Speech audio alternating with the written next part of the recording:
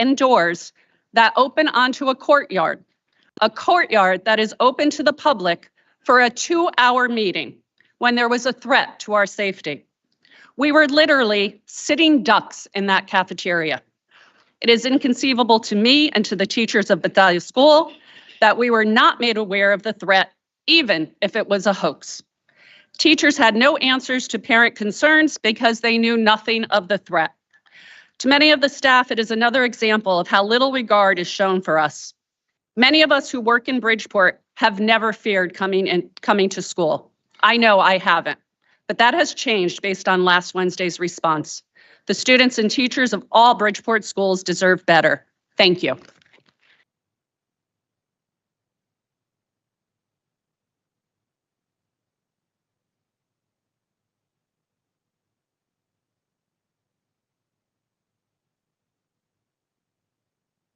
The next speaker is Amanda Sims.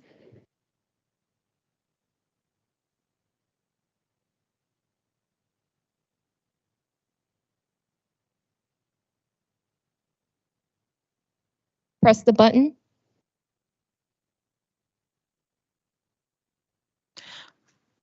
Name. Do you need my name and address? Yep, begin here. Amanda Sims. State your name and address for the record. 219 Church Street, Monroe. I am both a teacher and a parent in Bridgeport Public Schools. I'm here to plead for your help to get the funding to have continued police presence at our schools. I have become increasingly concerned about the safety of our school buildings, even before all that happened last week with the direct threats. Our buildings are unsafe. In my building, which is new and updated, we do not have police presence at our school, and instead we have one security guard who is unarmed, who cannot monitor the entire building by himself, nor can he stop an intruder without a weapon. Our front doors and entire cafeteria are all glass and not bulletproof, allowing anyone to easily shatter them on their way in, which has happened at other school shootings. Our lockdown drills simply have us hiding, waiting for someone to easily get through our glass windows next to our classroom doors. They do nothing to keep anyone safe, and they're not a solution. Teachers have nothing to protect themselves or their students against an intruder. I've practiced these drills. They aren't effective. The most important thing we need is constant police presence. If there ever were an intruder and they get into the building, it is sadly too late. Someone needs to be outside on our campuses, monitoring at all times. I know for a fact this is the case in other districts like Norwalk, so why not Bridgeport? Are our students and staff not as important as the other districts? We are teachers and parents. We as teachers and parents feel completely helpless. I'm aware this will cost money, and I've often heard we don't have the funding. My answer to that is we need to figure out how to get the funding to make this happen. There's no other viable solution right now in this climate. We cannot relax in a few weeks after time has passed. We need a permanent solution to this constant threat. Lockdown drills aren't going to save us, and we don't want another Sandy Hook, which was just a few miles down the road. As a parent and teacher, I fear for my son and myself every single day I come to work, and that's not okay. I cannot be 100% effective as a teacher if I'm constantly worried about the lives around me. 10 seconds. I'm pleading that we get the funding to make important changes. We cannot increase our test scores or make sure students are learning or follow the curriculum if the teachers and students are no longer here. That's time. Thank you.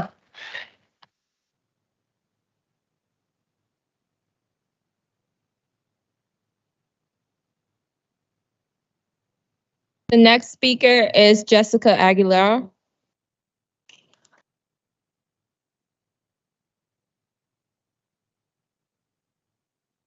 Just state your name and full address for the record. Jessica Aguilar, 1155 Wood Ave, Bridgeport. I wanted to speak today as a concerned parent. I'm asking to make some changes to our schools to ensure safety in all parts of the school. There is a hide and place drill that has our children hide in their classroom in case of an intruder. But I want to make sure that there's also a procedure for the cafeteria and gym. If someone were to come inside our building, I want to make sure our children know how to be safe in any area of the school. I would also like more security guards in our current schools. Currently, there is only one security guard in my daughter's school, and that is not enough to ensure the safety of the whole building. We are one of the biggest districts, yet we don't have a security director. I am aware that we used to have one, and the district got rid of it. We need school resource officers and a security director for our district. I am still in disbelief and enraged by the way things were handled on Wednesday. It shouldn't have taken a second threat It shouldn't have taken a second threat and multiple calls by parents to the police for action to finally take place. It is outrageous that the superintendent knew about the threat on Wednesday and did not inform teachers or security guards. Our school had a half day and we did not receive a notice until 2:13. Other towns received similar threats and they were informed parents early in the day and sent police officers right away. It is outrageous that similar steps were not taken in Bridgeport. We were also promised police presence in our schools today. Many schools did not receive any. Some schools received police presence at 11 and some received only police presence for 10 minutes. That is unacceptable. I am tired of the superintendent's false promises. It makes me feel like the safety of our children, teachers, and staff are not taken seriously by the administration. For this reason, I request for the superintendent to resign. Thank you.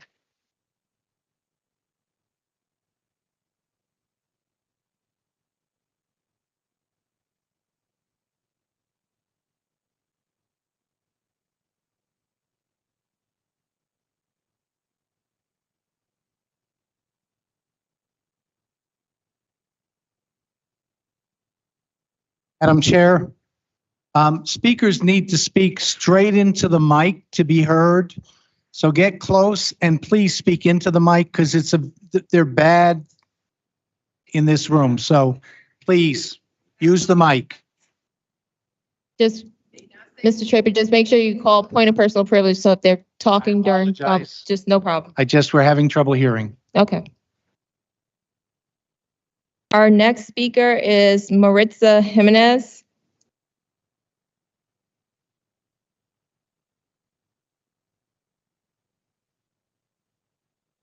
Good evening. State your name and full address. Okay.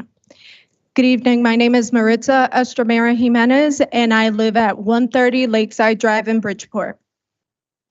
Good evening, board members and Madam Chair. I'm here once again to discuss my concerns with the Bridgeport Public Schools. But first, I'd like to thank you for listening to parents and taking action to resolve the violations we experience of the specials removed for the pre-K grades. I look forward to receiving a complete debrief during this meeting of the district's progress of restoring specials to all schools per my request during the last BOE meeting. Today, I'm here to discuss safety. I'm a mother of 2 children. In my lifetime, I've been held up twice at gunpoint. Once at work and once at my apartment complex in the North End. I take gun violence and especially school shooting threats very seriously. Luckily, I survived both attempts. However, the fear that I carry with me daily is not something I want for my children or anyone else. The events that took place on September 18th when there was a school shooting threat in Norwalk at no specified school and Bridgeport was supposedly vigilant in all their schools is misleading. Parents were notified of the incident via Parent Square before teachers and security staff and very close to dismissal. If security was so important like everyone is preaching, the parents would have been notified when the incident was developing so that we could remove our children from school if we wanted to. This decision was taken away from parents by lack of prompt communication. A 2-hour delay was then implemented for Thursday to ensure the schools had proper police officer coverage. However, this is also a false statement because there was no police coverage at Waltersville while school was in session. Ms. Jimenez, 10 seconds. Confirmed with school staff. For all these reasons, I demand the resignation of the chair of the Board of Education and the superintendent. Communications, That's time. accountability, poor judgment. That is your time.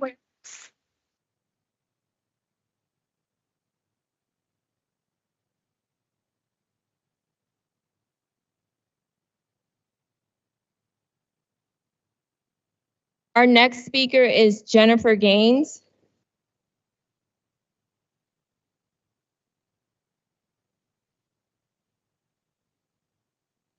Wait, you had cut the microphone off. 1 second. It should be on now.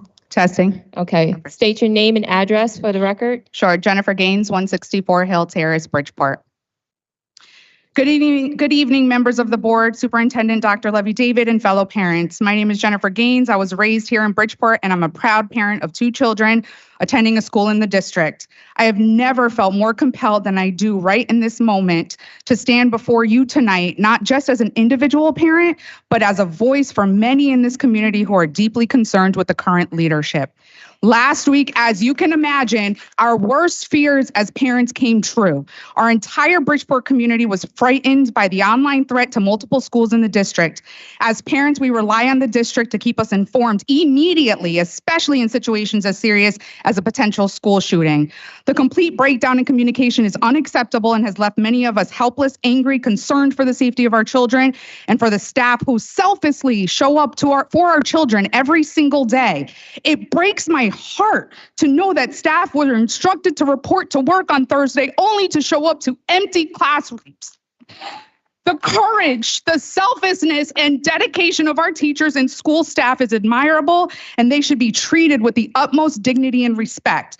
In recent months, we have witnessed a growing disconnect between Dr. Levy David's office and the very community this district is meant to serve. The lack of communication with parents and staff without any input from us. Irresponsible decision-making such as frivolous spending, using funds from a budget that is already being depleted, diverting critical resources from the classrooms where they're most needed, most especially in the form of additional security at all of our schools. The very initiative you promised us all today, Dr. Levy David, as our children return back to school, which in turn became just one of your lies. We deserve leadership that listens to and truly respects the voices of our community. For these reasons, along with many concerned parents and community members, believe that it's time for new leadership. And I request that Dr. Levy puts in her resignation. Our children deserve better. Our teachers deserve better. And the district deserves better than.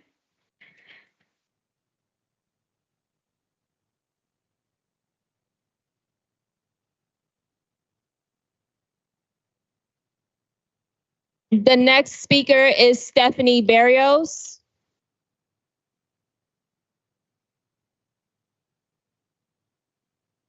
The next speaker is Stephanie Barrios. Okay, she's not going to take her time. The next speaker is Karen Kennedy.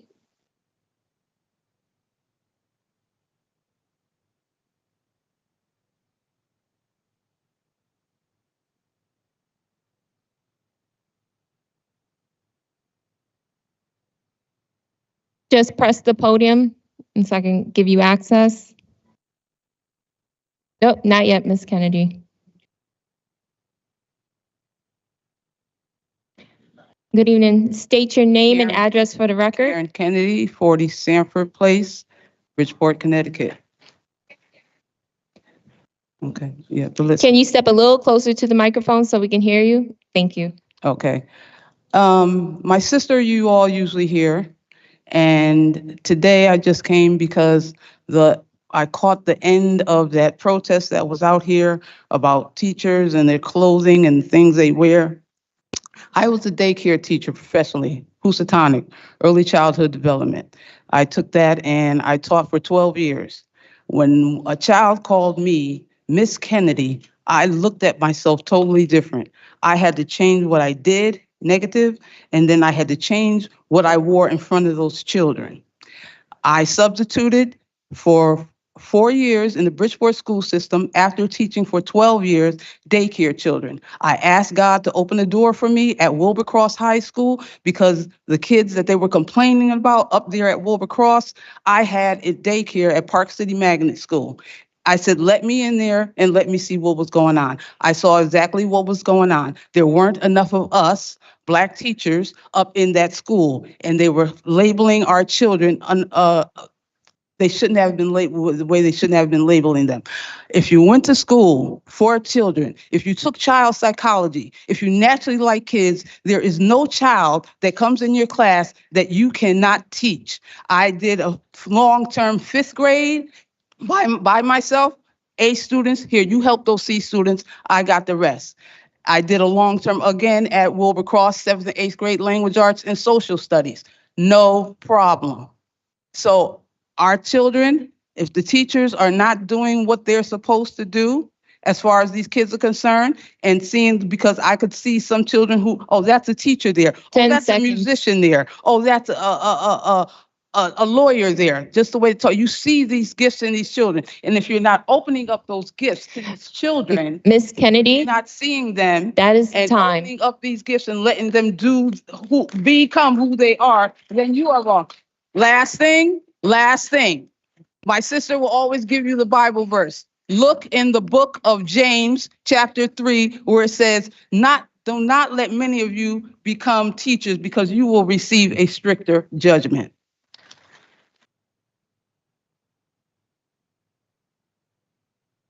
The next speaker is Faith Sweeney.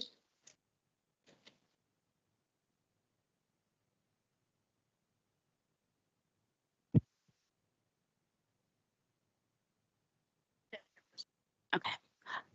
State your name and address for the record. Good evening. My name is Faith Sweeney, 184 Huntington Turnpike.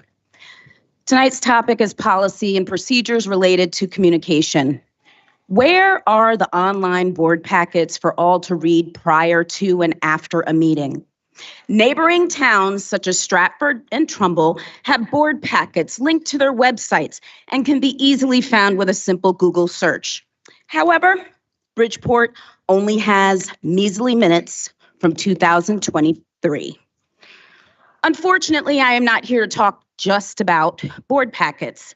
The lack of transparency, particularly concerning the recent school threats, the unwarranted letter from the superintendent suggesting she feared educators at a rally, and misleading information about increased security after last week's threats is outright dishonest and a deplorable way to lead this school district. The superintendent, the board chair, and 4 of its members are showing everyone that none of you care about progress. You only care about your egos while jeopardizing the safety of teachers and students, spreading disparaging remarks about teachers and misinformation about procedures to parents. The absence of clear communication creates confusion, fear, and distrust. Parents deserve to know that the safety of their children is being prioritized. Teachers who are on the front lines every day deserve to be adequately informed so that they can do their jobs effectively and safely. Yet, many have expressed feeling left in the dark about the severity of these threats and the steps being taken to ensure their protection. I urge the board to improve its communication with teachers, families, and students. Going on WICC is not where you need to be. 10 You seconds. need to be doing the work of this board and including all 9 members of the board, teachers, students, and the community. That's time. Just wrap up your final statement. Only through clear and honest communication can we work together to ensure safety, well-being, and the success of our students. Thank you.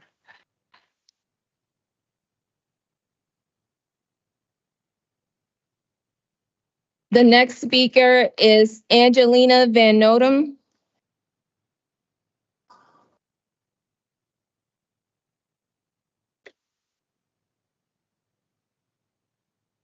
Good evening. Just state your name and address for the record, and make sure you just speak clearly into the microphone. Sure. My name's Angie Van Norton, and I live at 3196 East Main Street.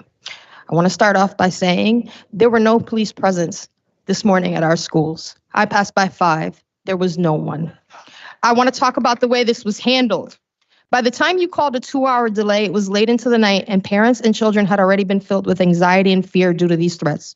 You should have initially called a closure, if for nothing more than a day to take care of ourselves and mental health, which in the past you have said that you care about.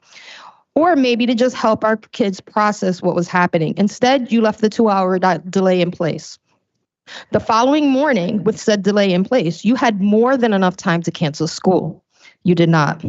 I'd like to add, when members of the board felt threatened, you went virtual. Instead, you let our kids in this district get to school, which would have been around 10:30 to 10:50, depending on our elementary schools, because those times are staggered. And then you called a panicked half day at 11:20. Causing our parents, teachers, and school bus drivers to scramble to get our kids home safely, and inevitably causing greater amounts of fear in the community due to how rushed it was. If you don't see how that caused more fear, then you are really not paying attention. You continue to make decisions with what seems like no care or forethought on what your community thinks. The consensus in this community is that you do not care about us. What are you going to do to change that? Listen or leave.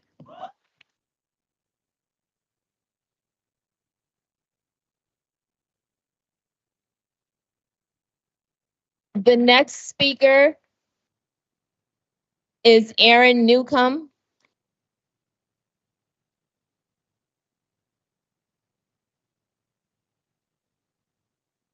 State your name and address for the record. My name is Nukem, and I live at 3300 Park Avenue, Bridgeport, Unit 2. I speak tonight as a member of the public concerned that I just had to reveal the street where I live. Madam Chair, FOI might not have a problem with you asking for our addresses, but the bylaws, the actual bylaws do. On February 13th, 2023, at the regular board meeting, and the public can go on the YouTube channel and watch it. It's about an hour, 13-minute mark, hour and 13 minutes in. These bylaws were revised. I'd like to read from those revised bylaws right now, specifically item number 4. The item number 4 that I believe, Madam Chair, you're reading from says all speakers must identify themselves by name and address. The revised bylaws say all speakers must identify themselves by name along with the topic to be addressed. Failure to provide this information may result in the speaker being declined the opportunity to speak. It then goes on to say in item number 5 at 6:30, this is where you cut off. I think this is in your version as well, but this is where you stopped reading tonight. It goes on to say that registering shall consist of providing the participant's name, the participant's qualifications to address the board, and the participant's topic of interest to address the board. At no point does it ask anywhere for a physical address, a street address. These revisions were unanimously approved. They were unanimously approved by you. You were part of the board that unanimously approved these revisions. And honestly, with everything that everyone has said about concerns for safety, I cannot comprehend why in the world you would want to know any of our addresses. Thank you.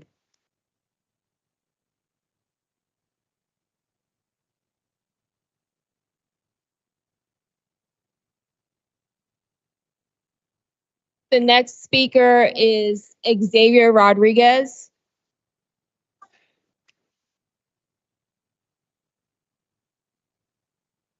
State your name and address for the record. My name's Xavier Rodriguez.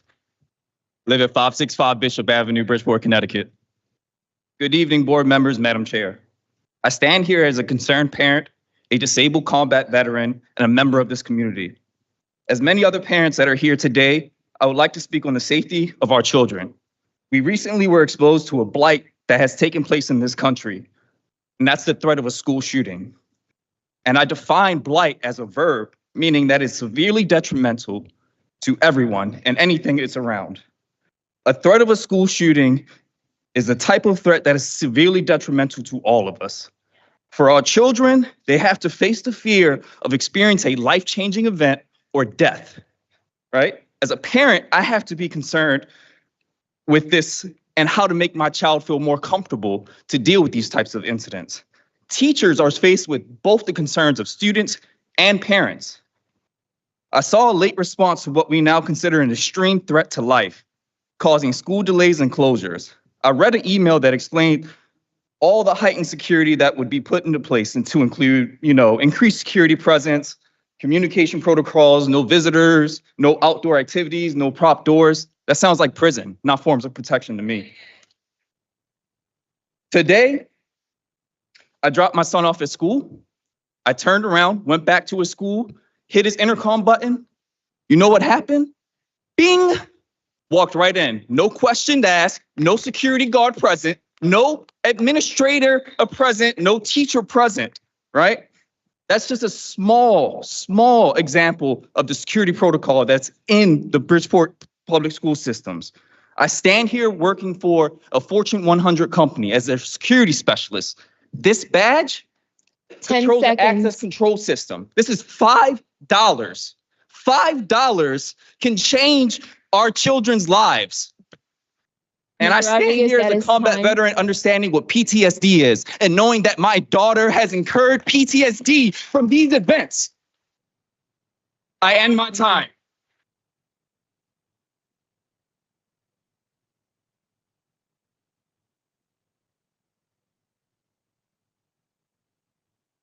The next speaker is Jess Resto.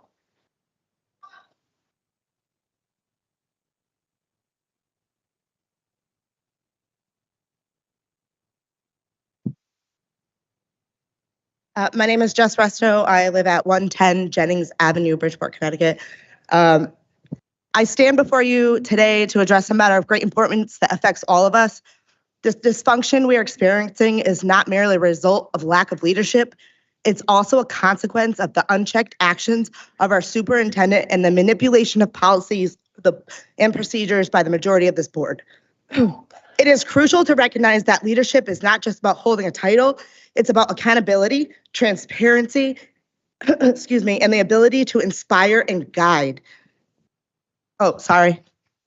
Unfortunately, our current superintendent has not been held to these standards. This lack of oversight has allowed for failures that have impacted our schools, our teachers, and most importantly, our students. Moreover, the manipulation of policies and procedures by some members of this board has further exacerbated the situation. These actions have created an environment where the superintendent feels entitled to operate without the necessary checks and balances. This is not how a functional and effective board should operate, and I also agree that the chair should also step down.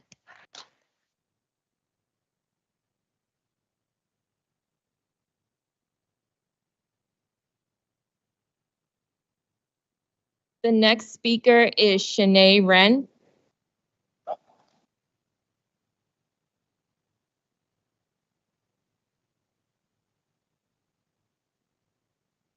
Oh, you turned it off. Hi. Okay, it's on. Shanae Wren, 56 Rockland Street, Bridgeport, Connecticut. So I mostly just want to talk about the lack of communication. My daughter is in 3rd grade and she has been switched from her time, so 9 o'clock to 3:25. We went for a meet and greet. There was no teacher to meet at all. There had no decorations in the classroom because apparently the teachers were not allowed to go in early to decorate. My daughter has had 3 substitutes and just got a teacher last Tuesday. She's had absolutely no homework. And then after that, there's a school shooting and I found out about it on Facebook.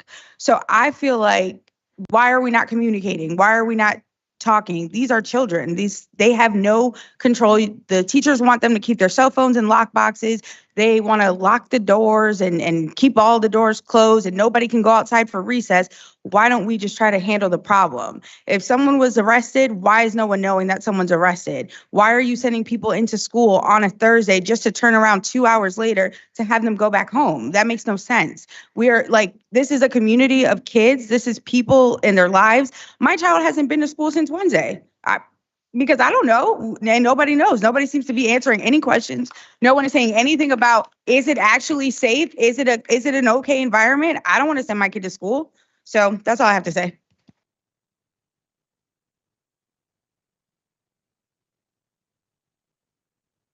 The next speaker is Leslie Kabalo.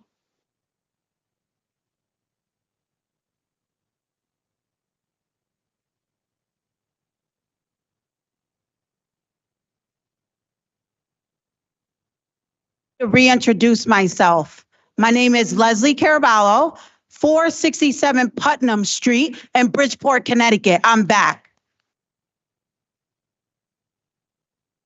First and foremost, I'd like to say something very critical. This is just a snippet. This right here, this army. There's 20,000 plus students. That's 20,000 votes to get you guys out. If you don't care, go back to your other position that you had. It's very sad that when you guys felt threatened, some of you who verbally said it on YouTube, you guys went virtual. But for us, you gave us a 2-hour delay. How much do you guys really care? Some of you do. Some of you don't. And you know who you are. The 5 and the superintendent. Houston, we got a problem. And they need to take you back.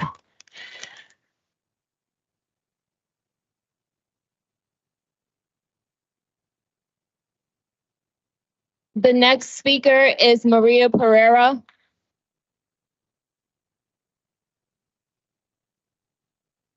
Maria Pereira, 80 Granfield Avenue. Let me say that I believe I am the only person who's likely in this room who served on the school board.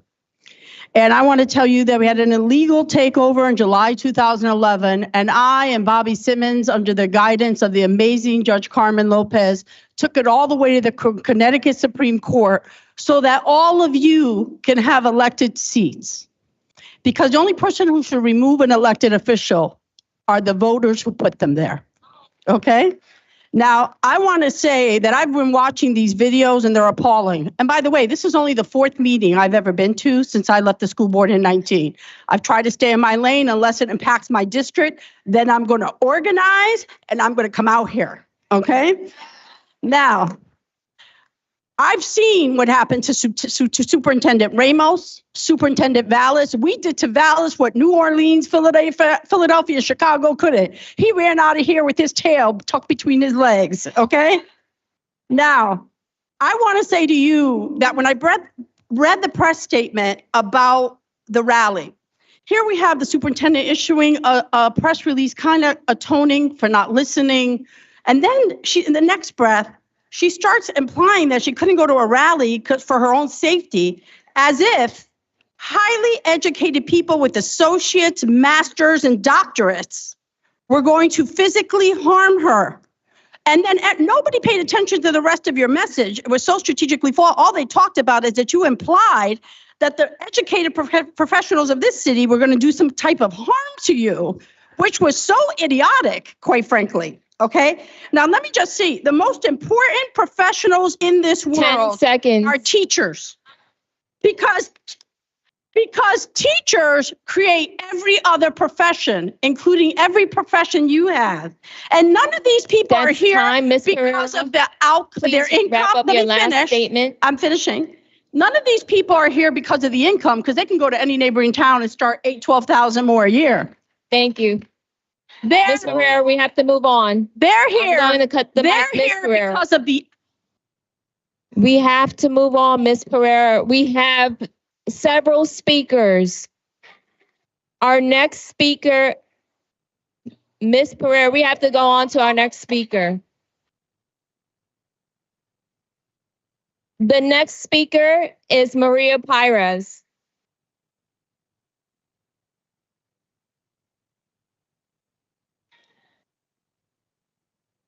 Oh, hit the button. Good evening. My name is Maria Perez, 65 Lormel Street in Bridgeport, Connecticut. I would like to thank the board to have this meeting in what it always should have been, public and not virtual. Today, when I was watching the video of the superintendent and the police chief, you said often, please stop and listen. So I'm going to tell you now, please stop and listen to the parents, to the students and staff. You have failed the community, and we ask that you respect our voices and resign. Step down. Your job is to ensure the safety and well-being of everyone within the community and within the schools. You've created a hostile and unhealthy atmosphere within the Board of Education. Please pay attention and listen. Resign. And Madam Chair, step down.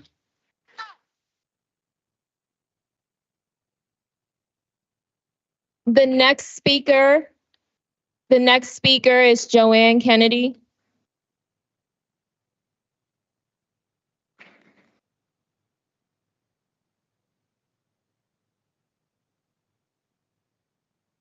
Just two things. Ms. Kennedy, state your name and address for the record. Joanne Kennedy, 316 Linwood Avenue, Bridgeport. The scripture says, come, let us reason together. Isaiah 1:18. Come, let us reason together. Together, saith the Lord, though your sins be as scarlet, they shall be white as snow. Though they be as crimson, they shall be as wool. Also, Romans 2, excuse me, I didn't talk when anybody else was talking. Romans 3:23 says, for all have sinned and fallen short of the glory of God. I'm coming here to speak in reference to the children and their outcomes. Unfortunately, this district has been an alliance district for over, I believe he told me 20 years. The alliance district gets a lot of help. That means this district is considered a failing district. The state comes down at least 3 times out of the year or more to check to see what our failures are and how we can flip that and turn that into successes. So I'm also coming to speak to you in reference to one of the programs that's been here for over 30 years that is actually an excellent program. It's called Village Initiative Program, VIP. And every year they take buses and buses and buses for the last 30 years to children, to HBCUs, historically Black colleges, historically Hispanic colleges, so on and so forth. So these people at the Village Initiative Project know that our children are excellent, know that our children can succeed. So we need to get out of that alliance district level. We have amazing teachers. Thank you. We have amazing teachers. So everybody needs to lift all of our children up and get them to that level where they can succeed. Thank you. Succeed in these colleges.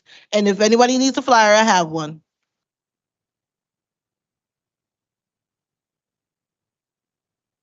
The next speaker is Molly Deandrea.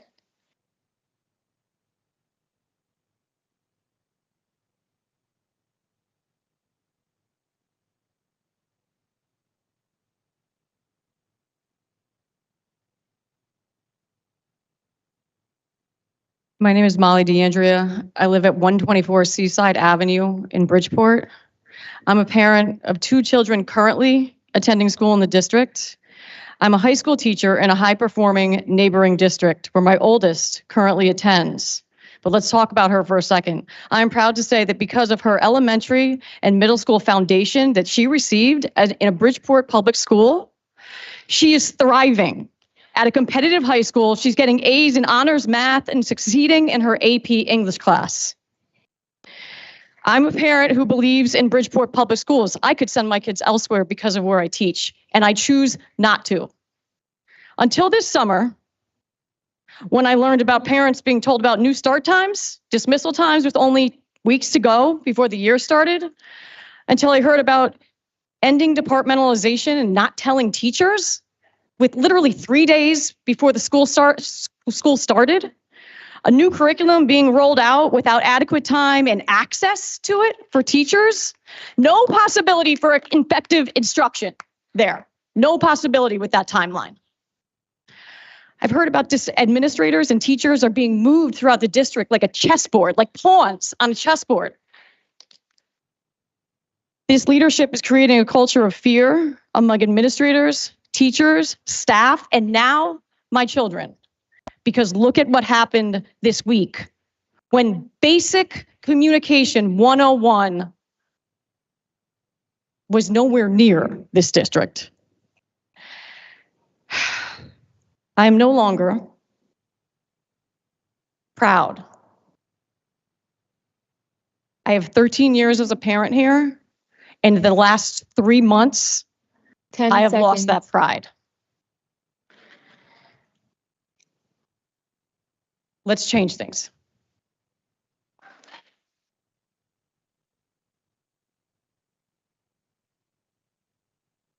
The next speaker is Wayne Winston.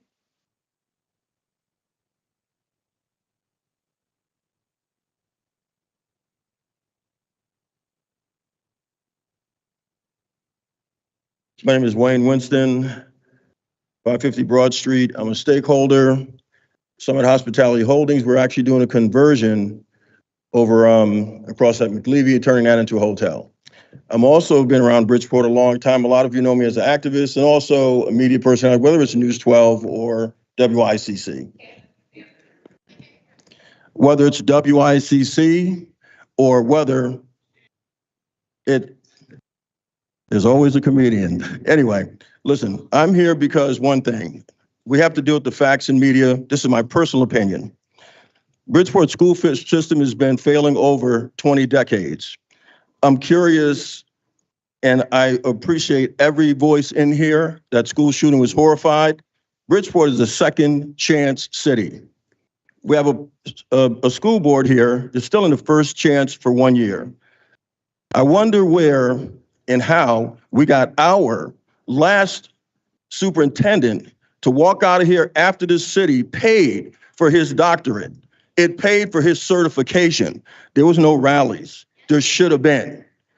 Right now, the schools that we have right now are failing. We have the top #1 failing school district in this state. That is a problem for me. Outside this city, Bridgeport is seen as a failure as far as schools go. Now, I'm not here to tear anybody apart. I'm here to tell you that it takes more than a year to turn this school system around. You've got some broken stuff in this city. For members of the audience that are speaking out of term, you will be asked to escort. This is a warning. As I stated, this is a meeting in public, not with the public, to interrupt a member of the public's time. So I ask that you have respect for your members of the community. Respect for members of the community that are coming up to speak. Because you had your time to talk and now it's their time to talk. I'm sorry, Mr. Winston. I'll give you another 30 seconds due to the interruption and disrespect. Harding High School right now was built at the same capacity as the old high school. So that's why 200 kids blew your occupancy. Bassick High School is the exact same way, and it's not even finished yet. The board that was in action there did this. They built them with no swimming pools, so you can't compete against your neighbors when it comes to getting scholarships, which they can do in surrounding schools. You don't have gymnasiums, but I could tell you one thing, you don't have a school music curriculum, but they're going to build one because I made a deal with Mr. Ronald Kubel from Kool and the Gang to come in and supervise a new music.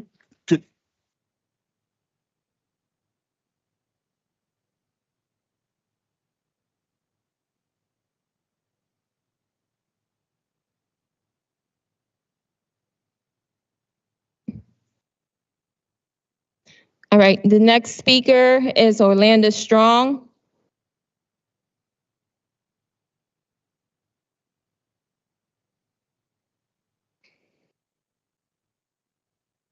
Just press the button. My name is Orlando Austin Strong. I'm from 418 Park Street in Bridgeport.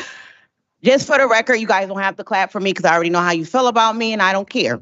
I'm coming up here not to point the finger, but I'm gonna need you guys to look at those signs that you're holding where it says support the teachers and the students need or deserve more.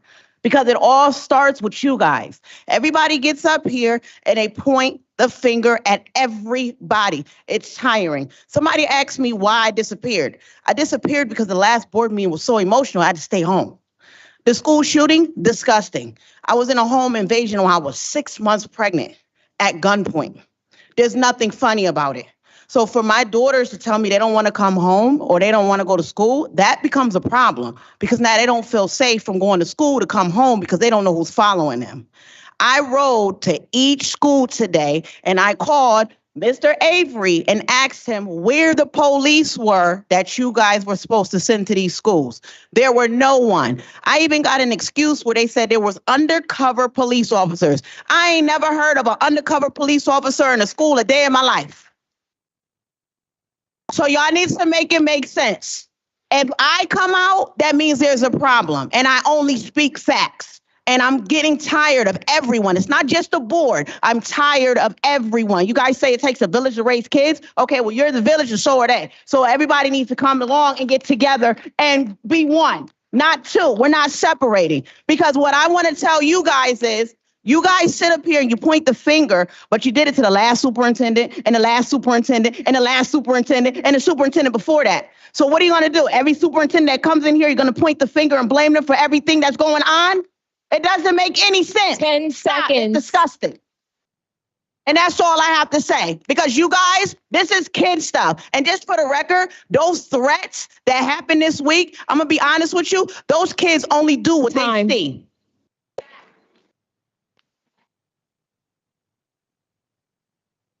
The next speaker is Roxana Morales.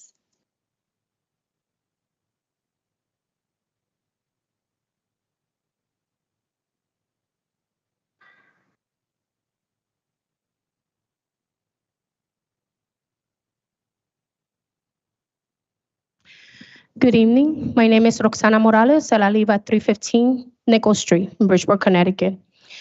Ms. Levy, I am actually going to address to you because I am a mother of 2 children, my son 5 years old and my daughter 6 years old.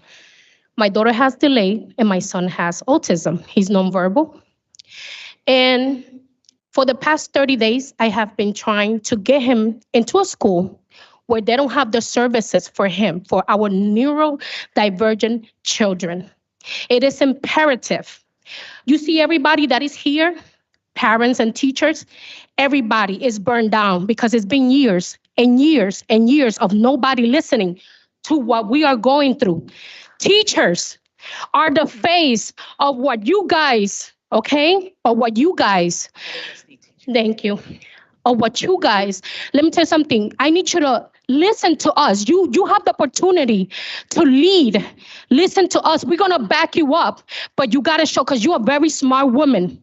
You're not an idiot. You're a very smart woman. You have Latina, okay? We have a lot of strong in us, but you need to listen to the people that wants to help you. Don't listen to the union because the union wants money.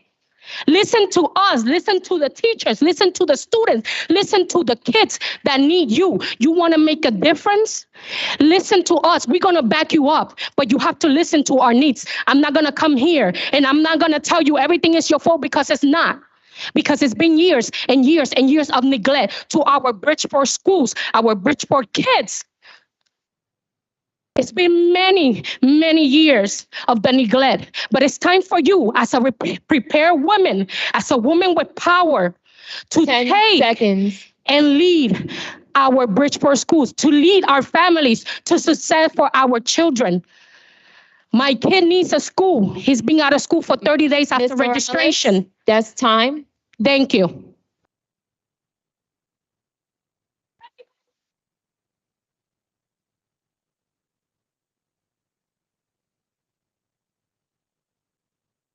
The next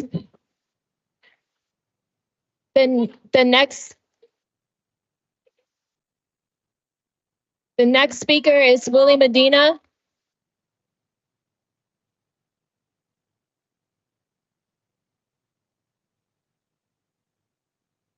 The next speaker is Willie Medina.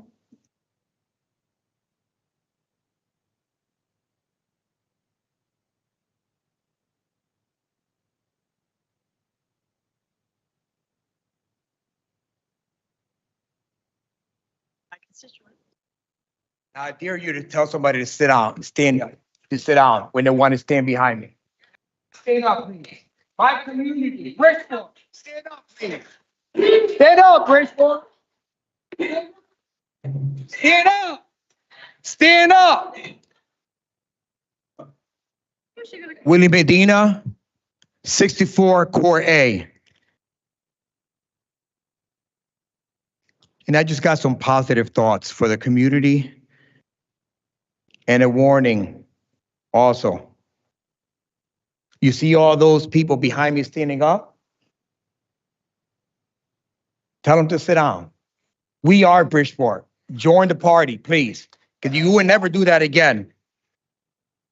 Maya said, do the best you can until you know better. Then, when you know better, do better. When someone shows you who they are, believe them the first time. Trauma leads to trauma. You did it once, you did it twice. They're calling for your resignation. We're calling for your resignation. Kindly and respectfully, just pack your bags.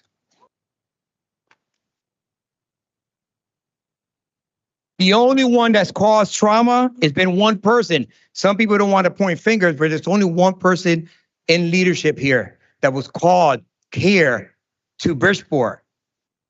But you didn't hear that call. You didn't hear Bridgeport call. You heard other people's call. And that's not our fault. You chose who you wanted to follow. You chose who you wanted to be together with. Now we're going to rise to get you out. And I'll leave my people behind me with this. This is for you guys. I believe in you. I'm here for you.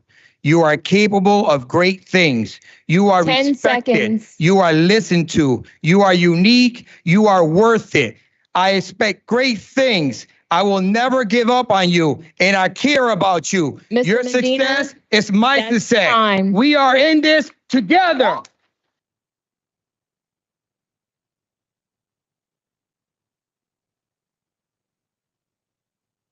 The next speaker is Albert Benahan.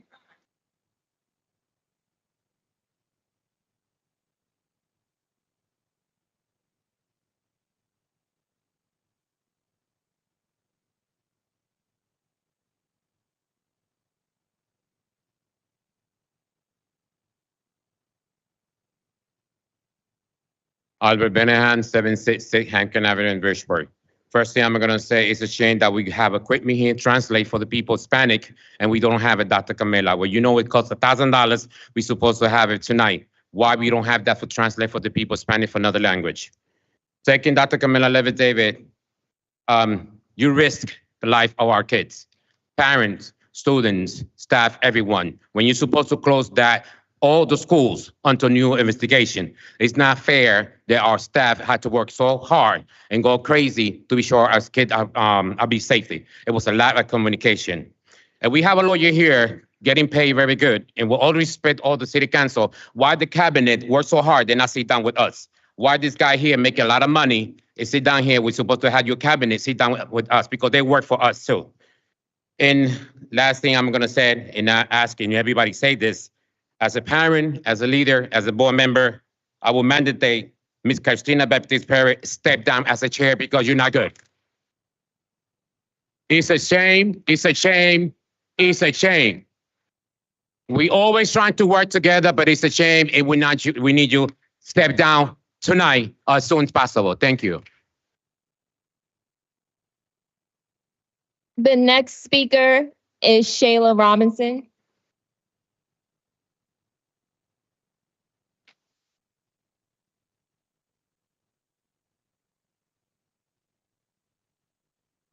Hello. I'm Shayla Robinson, 100 Trumbull Avenue, Bridgeport.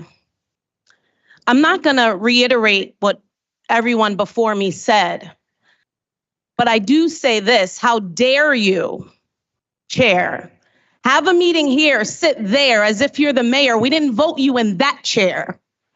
You are the chair of the Board of Education. The fact that you chose this facility knowing that it is hard to hear, as if you can look down upon us. That is an issue. And like others, I definitely call for your resignation. You don't deserve that seat. The one that sat there before you, you are doing that chair name horrible. You are doing it no justice. No justice. And to our super, you and I had a one-on-one conversation. And in that conversation, I wanted to see the genuineness in you. I believe the words that came off of your lips. But since then, you've done everything negative.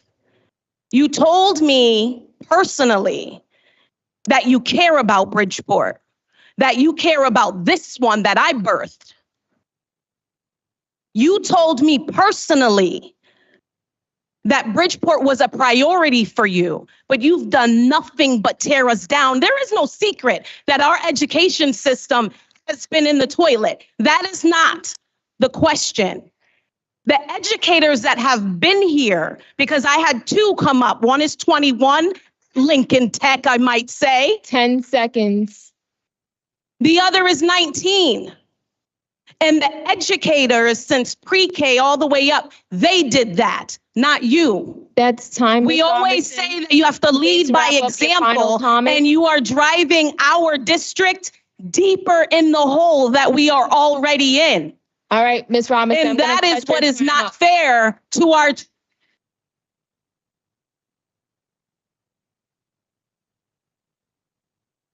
Ms. Robinson. Ms. Robinson, we're going to move on. Security, you can't, please address. Okay, so we're going to now move on. I'm going to call a stand at ease so someone can escort Ms. Robinson out.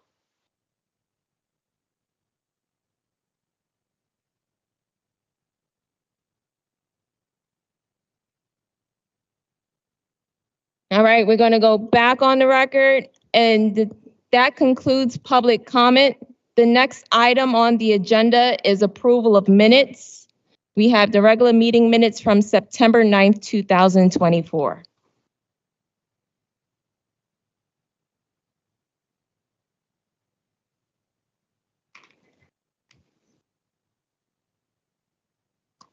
Is there a motion to approve the regular meeting minutes from September 9th, 2024?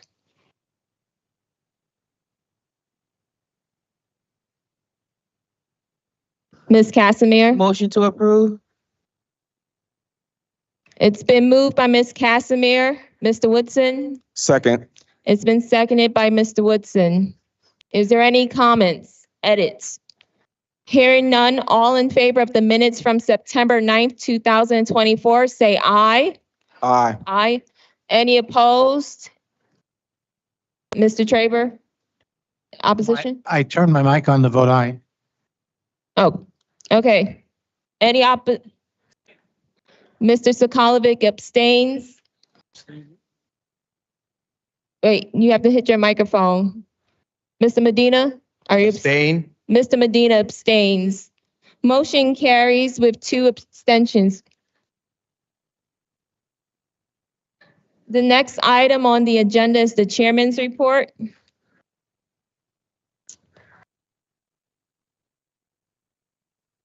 First and foremost, I want to thank Mayor Joe Ganim and the city clerk, Lydia Martinez, for offering this space. This is the only space in the city of Bridgeport, regardless of where you live, anybody and everybody can get here. The bus station is right down the block for all buses in Bridgeport. The train station is a few blocks away where any and anybody, regardless of what time they get off of work, they can get here. This is truly the central heart of the city, as well as this is the house of the Bridgeport Board of Education, 45 Lion Terrace. So therefore, it makes sense that the most central place to have a meeting is where we are housed at 45 Lion Terrace. The next item I would like to say is I want to bring up some items that were brought up during public comment. I'm in my report. I know I'm in my report. I'm not taking questions. So I want to go into public comment from the last 2 meetings. And from the last 2, Mr. Traber, you're out of order. I'm still doing my report. You have to wait. So I want to bring up that during public comment, I need, in order for everybody to hear, I'm not done with my report. So, Miss Nelson, please stop shouting out at the audience. So the next item I want to bring up is the item that was brought up during public comment from one of our speakers regarding a sliding scale fee for pre-K 3. Our schools only provide one pre-K 3 at Discovery Magnet. For any parent that came up for public comment regarding paying for pre-K 3, that is a different program, not part of Bridgeport Public Schools. So that was brought up, I believe, in our August 26th meeting. For any confusion, you may have to look at that particular program because it's highly unlikely that it's our school at Discovery. The next item I wanted to bring up in public comment is if you see something, say something.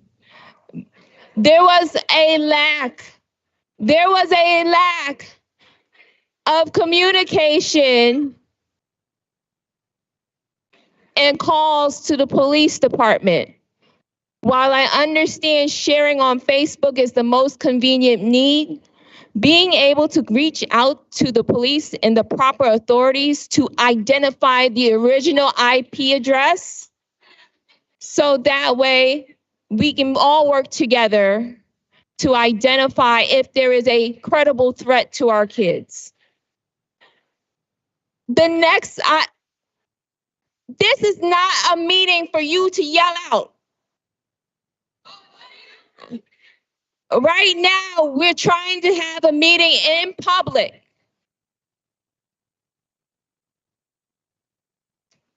The next item I want to bring up, because it's been said multiple times of the historical failure and nothing's new, is that on EdSite, you can go up and see Bridgeport's test scores. Someone during public comment brought up that, yes, we are number one. We are the worst performing school district in math. And that is available on EdSite. Also, what's available on EdSite, you can see our SAT scores. It can be broken down into which school and performance. I highly encourage all parents to take a look at the quality of education your child's receiving. Because now I'm Sergeant Parks. No. The proof is there. The proof is there, and the rest of the state can see it, of the consistent habitual failure in the performance of our kids. Moving on, it's there for you to see. I highly encourage everybody to go on the EdSite to see how your school's performing. See how you can help your child. See how you can work with your teachers and improve and identify the skill sets that they need so that they can be successful.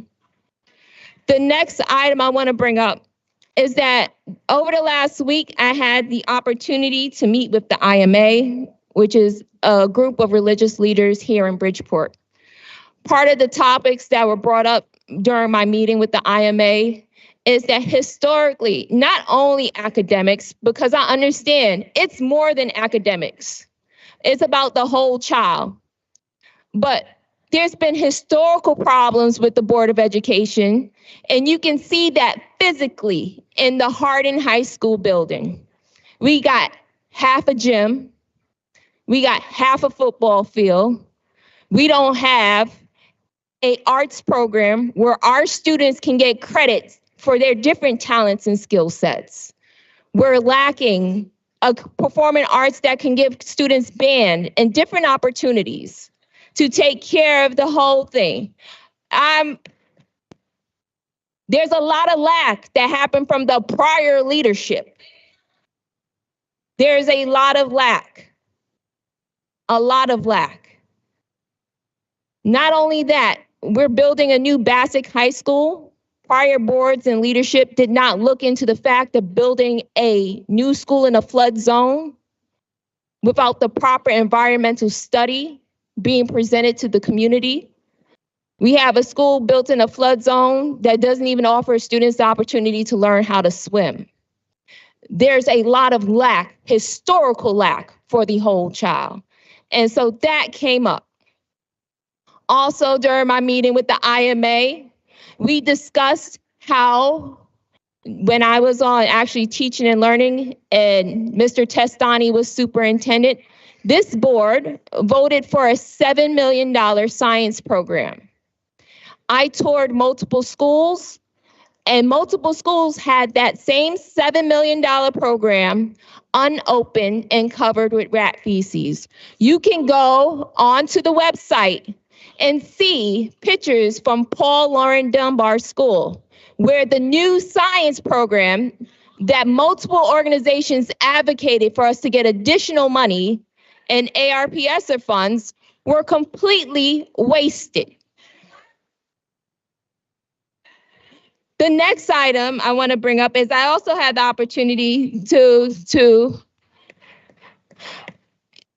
this is a meeting in public, not with the public. If you got a problem, you didn't use the science program, that's on you as a teacher.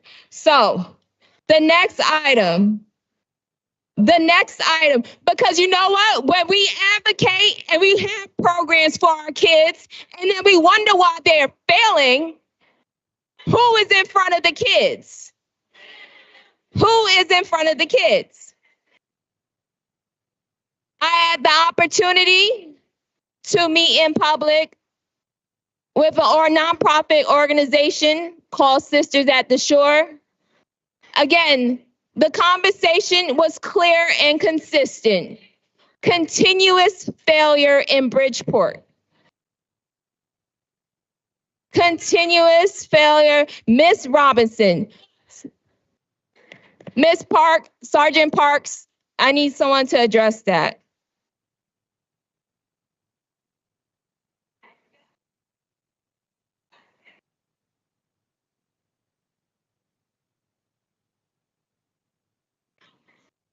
So I'm hearing all these whispers. I am mad because my child goes here and it is deplorable.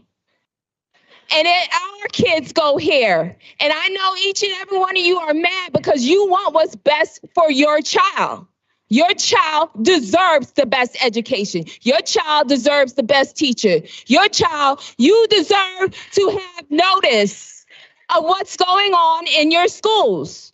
You deserve to know. The teachers deserve to have the resources they need to provide our kids the best education they deserve. And right now, it's been happening for decades that it has not been provided to our children here in Bridgeport.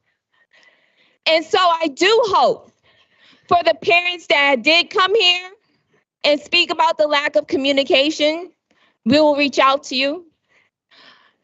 For the individuals that did come here to actually implement a real change so that we're no longer the worst performing school district, I'm going to continue to open my door to communicate with you.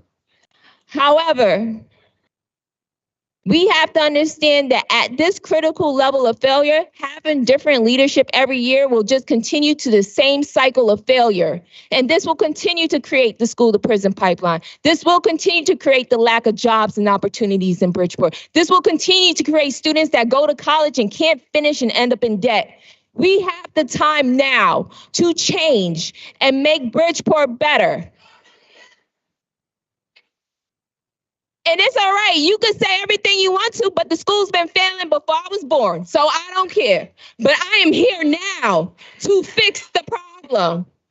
The schools were failing before I was even born. And so if we got to get it together, we have to get it together because you may not like me, but I know you care about your children. And so we're going to have to do what we have to do to take care of the children of Bridgeport.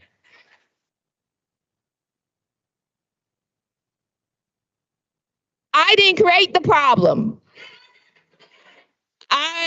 We're going to now move on. That's going to conclude my chairman's report. I'm not going to take any questions.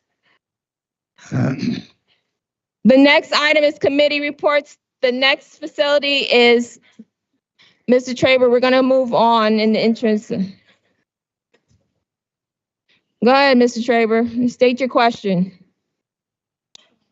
Hit your microphone. Madam Chair, Under the chair's report, I have questions. First thing, you say this is the best place to meet. We don't have access to this place. We have lots of schools in the city. We can find a school in the city that is a better place to meet. We need to decide what that is. But this is not always available to us. It's my understanding. So if the city council chamber is not available, we have to find another place to meet so that we can have in-person meetings, because the public has a right to be at our meetings and hear what we're saying and discussing, not on a camera, not on a computer. So I know from having talked to individuals who make these decisions that the council chambers will not be available in the future. I want to say that on the record in front of the public here tonight. Secondly, you now tonight, suddenly we went from the fourth worst district in the state to the worst performing district in the state, according to Mr. Winston suddenly, who has become the expert that we're all relying on. Mr. Traber, if you have a question for me, please address it. I am making a point based on your report. If you have a question about my report, the question is, where did you get the data that suddenly makes... It is on Ed's site, Mr. Traber. It is a question for your report. It is on Ed's site, Mr. Traber. Bridgeport is the worst district in the state now. Yes, Mr. Oh, Traber. now in math, you've qualified it. In math, we're the worst performing district in the state of Connecticut. And we're the third worst in all reading. grade levels, the worst performing district in the state. Mr. Traber, you have access to Ed's site like everybody else. I've announced to the public. I'm asking you to qualify your statement. I want to understand exactly what you're asserting, Madam Chair.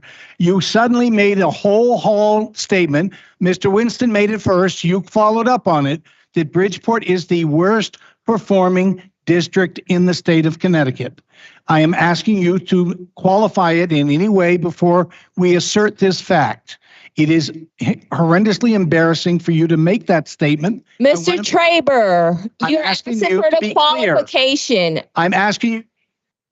Ed's site shows, Ed's site, on Ed's site, if you go on Ed's site, you will see that we are the worst performing district in math. That answers your question. The test scores, and you can look at it in the aggregate and in the grade levels. You can look at it from K to 3.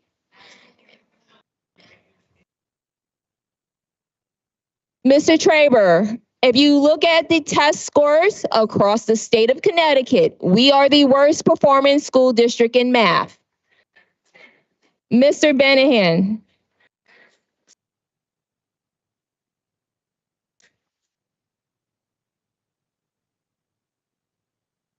Mr. Traber, I'm going to move on to Mr. Benahan. I've answered your question. Mr. Benahan?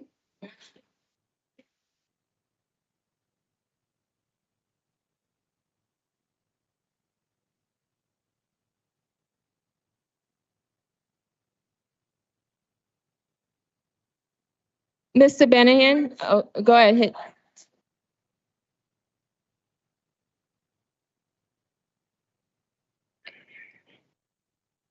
Okay, so I can go to Mr. Benahan and then back to Mr. Traber. Mr. Benahan? I'm going to say very clear. As a board member, I work for the community, I work for the parents, because you guys trust me and you vote for me. You have to understand, Ms. Baptiste Perez, you work for the community. You don't work for us. You have to listen to them, and you talk about behavior. Look at your behavior, the way you speak to our community. The same way we have to respect our teachers and our students, let's respect our community, because they are the ones vote for you, for me, and the all board members here. Thank you.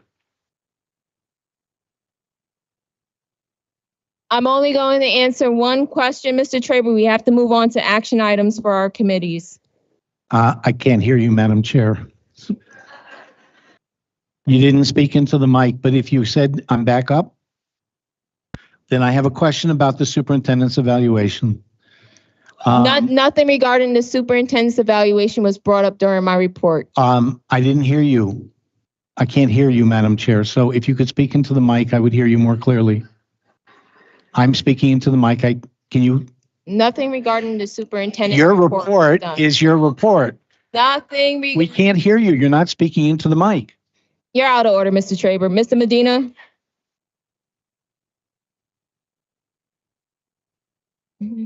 Mr. You're out of order. Mr. Medina, you have your turn.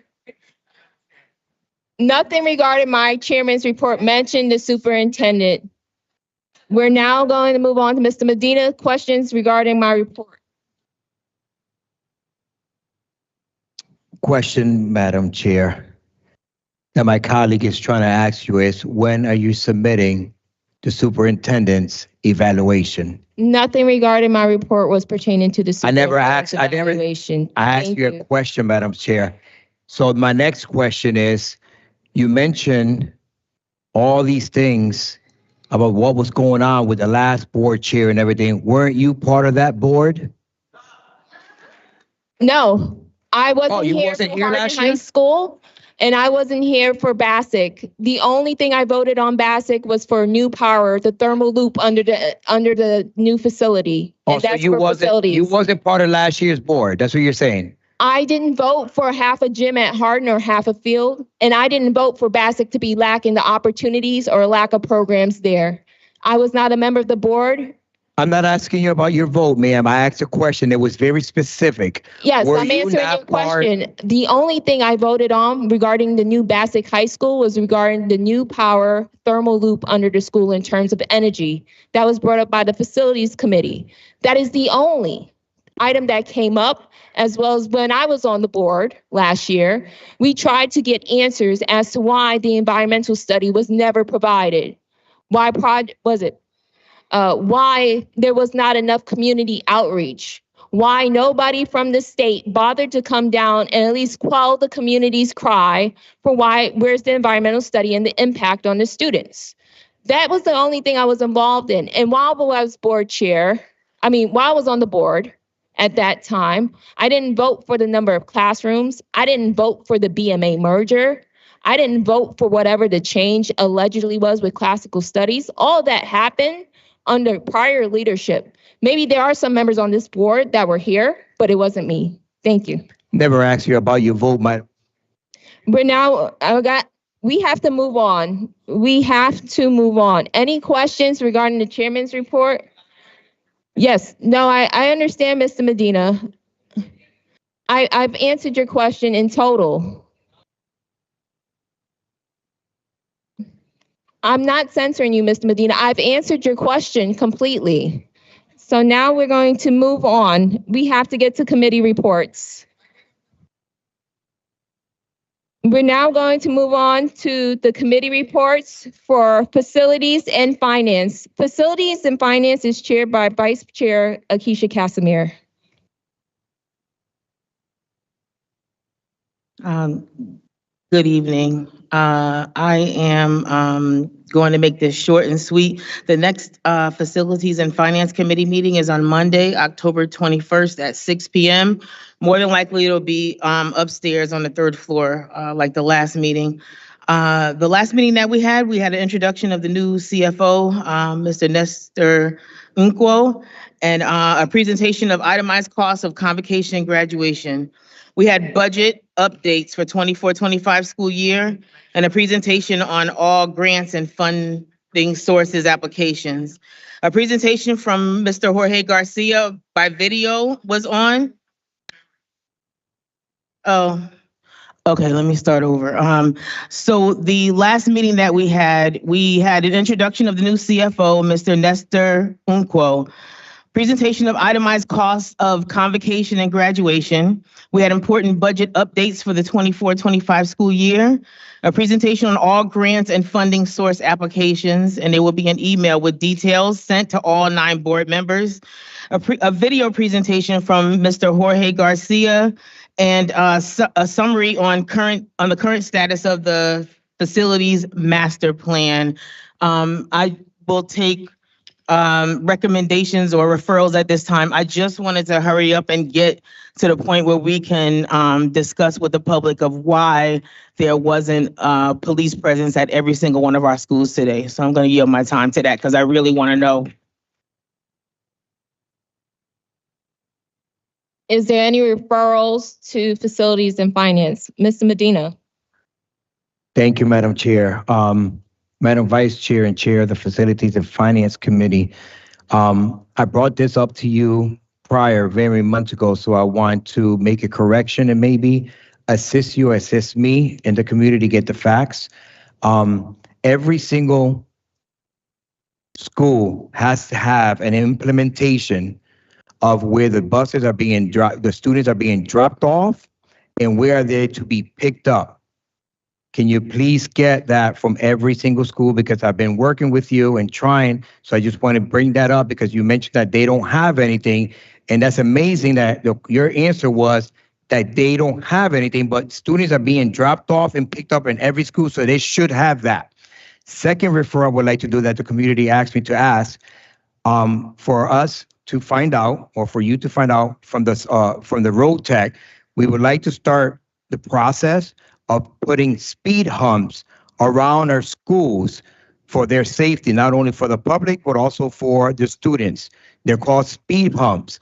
I already have collaboration with some families and also other entities that would like this, and they are part of the safety, especially when we know that in March of 2023, there was a huge accident in Boston Avenue and Pembroke, and it cost the life of Destiny Agramonte.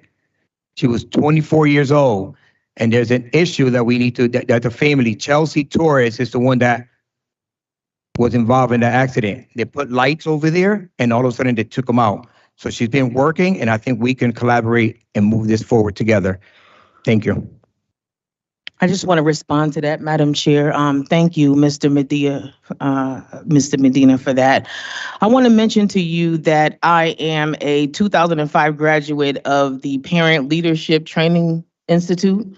I didn't take the training here in Bridgeport, but I took it in Norwalk. And my project at the end of the year, in order for us to graduate, we had to do a project for PLTI. Mine was speed humps on my road. At the time, I didn't live here. Ms. Casimir, speak into the mic. Point of personal privilege. Stay into the microphone. At the time, I didn't live here in Bridgeport. I lived in Norwalk, and I know for a fact that it is not the control of the Board of Ed to have speed humps put on streets. That is completely up to the city. And again, I will go and I will, I'll research it. I'll bring it back to you. I'll give you updates. But I just want to let you know that that is not a Board of Ed control type thing. That definitely is the city. Okay, I'm ready for more referrals. Mr. Sokolovic? Yes, thank you, Madam Chair. I would like to refer to the committee an informational piece. We're coming up to the time where we got to have some budget cuts and we got to start looking to trim the fat. So I would like to have a list of all consulting contracts and amounts so we can start looking there. And also a list of current positions. I can't hear you, Mr. Sokolovic. I can't hear a word you're saying. Point of personal privilege, Mr. Sokolovic. Please speak more into the microphone. Can you hear me now? Yes. Okay. Yeah, just speak a little bit slower just so you're clear. Thank you. I would like a list of all consulting contracts and the amounts in order to get information to prepare for the upcoming budget cuts because we're in real trouble. And I also like a list of current positions and salaries above the title of principals, because those are some of the first places we're going to have to start looking to cut because the cuts are coming. And we can't hit the classroom until we hit the top. Thank you. I'm sorry. Mr. Traber, can I get some help? Because I heard salary cuts. Can you help me? I would like a list of current positions and salaries of all titles above the title of principal. Oh, gotcha. Okay, so every position above principal, you want the salary, the salary title? and a position. I don't need the official names. I don't have a problem with this, by the way. I just have a problem with the way these mics, the quality of the mics. That's it. Thank you. I'll email you as well. Oh, and Mr. Sokolovic, please email me that information just so I can be clear on that. Thank you. Is there any more referrals to facilities and finance? Seeing none, we're going to move on to the Instruction and Support Services Committee, chaired by Madam Secretary Jennifer Perez. The Instruction and Support Services Committee met on September 11th. We had updates on the special education, the state of special education here, and we will be implementing that every month. Louder? Okay, sorry. Will be monthly updates in our committee on special education. We also spoke about expulsions from last year, and we're going to look into that quarterly. And then the other thing we spoke about was the school governance councils to make sure that those are up and running, and making sure we know who is in each SGC in each school. The next committee meeting will be October 9th here in room 305. So I'll take referrals. I have a referral to your committee. Go ahead. The referral, just confirm with the time it can be done, but just probably a review in your committee in terms of the rankings for our school. All that information just became available on that site. And so it'll be helpful to present to everybody during your committee what instructional implementations occurred in the 23-24 school year, and then the grades to show for it. Thank you. And I'll send that via email as well. She asked for rankings of each school and instructional implementations that have been put in place. For the 23-24 school year. All right. Yeah. Is there any more referrals? Okay. Seeing none. Ms. Perez, just announce when's your next committee meeting. Next committee meeting is October 9th. 5 p.m. upstairs, 305. Okay. The next committee is Policy, Personnel, and Contracts Committee. We met last Monday. All the action items that's going to be presented before you today were from the Policy, Personnel, and Contracts Committee. There are 2 items that may need to be tabled. One in particular is for the lease for classical studies. In the Policy Committee meeting, our CFO brought up some questionable terms regarding the release of the landlord. That's still being debated, and it's requested that when it does come up, that we table it, so that way our attorneys can still advocate for a better. If you keep going back and forth, you're speaking to the mic. I am speaking into the mic. So the item regarding the action item regarding classical studies should be tabled again, as we're still negotiating subsection 5 of the lease pursuant to the advice of our CFO.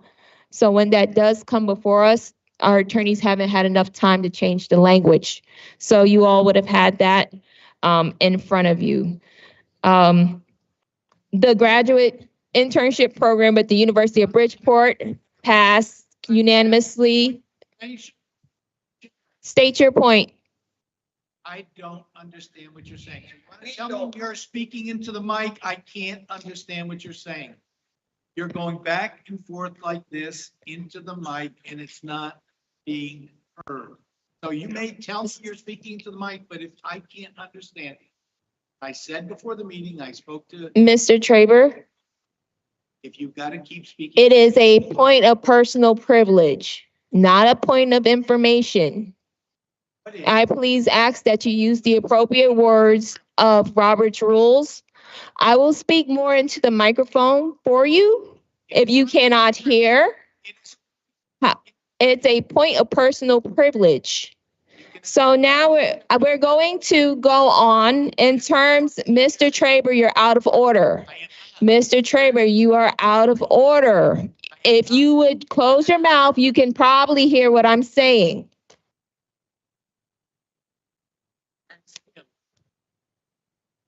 I'm not going to refer to him because it's in the rule book and it's simple. You're complaining that you cannot hear. That is your personal privilege. I'm not asking the parliamentarian. Mr. Traber, please, you're out of order. You're out of order. The next item, we have our contracts with the University of Bridgeport and Sacred Heart. That is business. No, it's not business. It's not being voted on at this time. It's right now being presented in the committee level. Mr. Traber, you're out of order. Mr. Hodgson.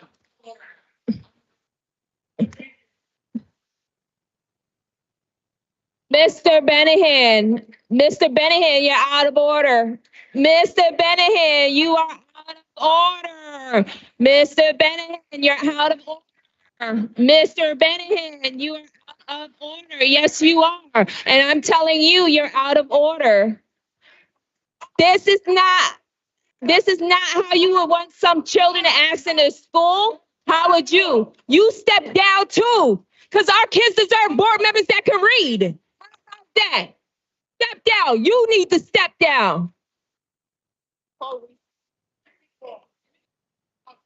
No, Mr. Benahan, you need to do your job for the children here. No, you're out of order.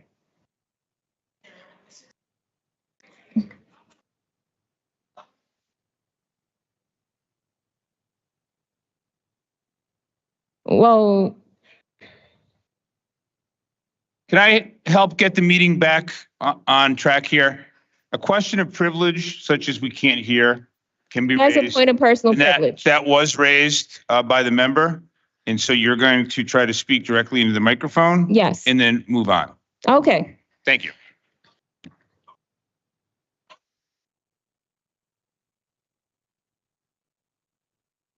The Policy, Personnel, and Contracts Committee will meet the third Mondays of the month. The next item on the committee's report is, there's a referral, Ms. Perez. I would like to refer to the Policies Committee, a review of our policies on our safety procedures and communication, as well as a corrective action plan for this past week.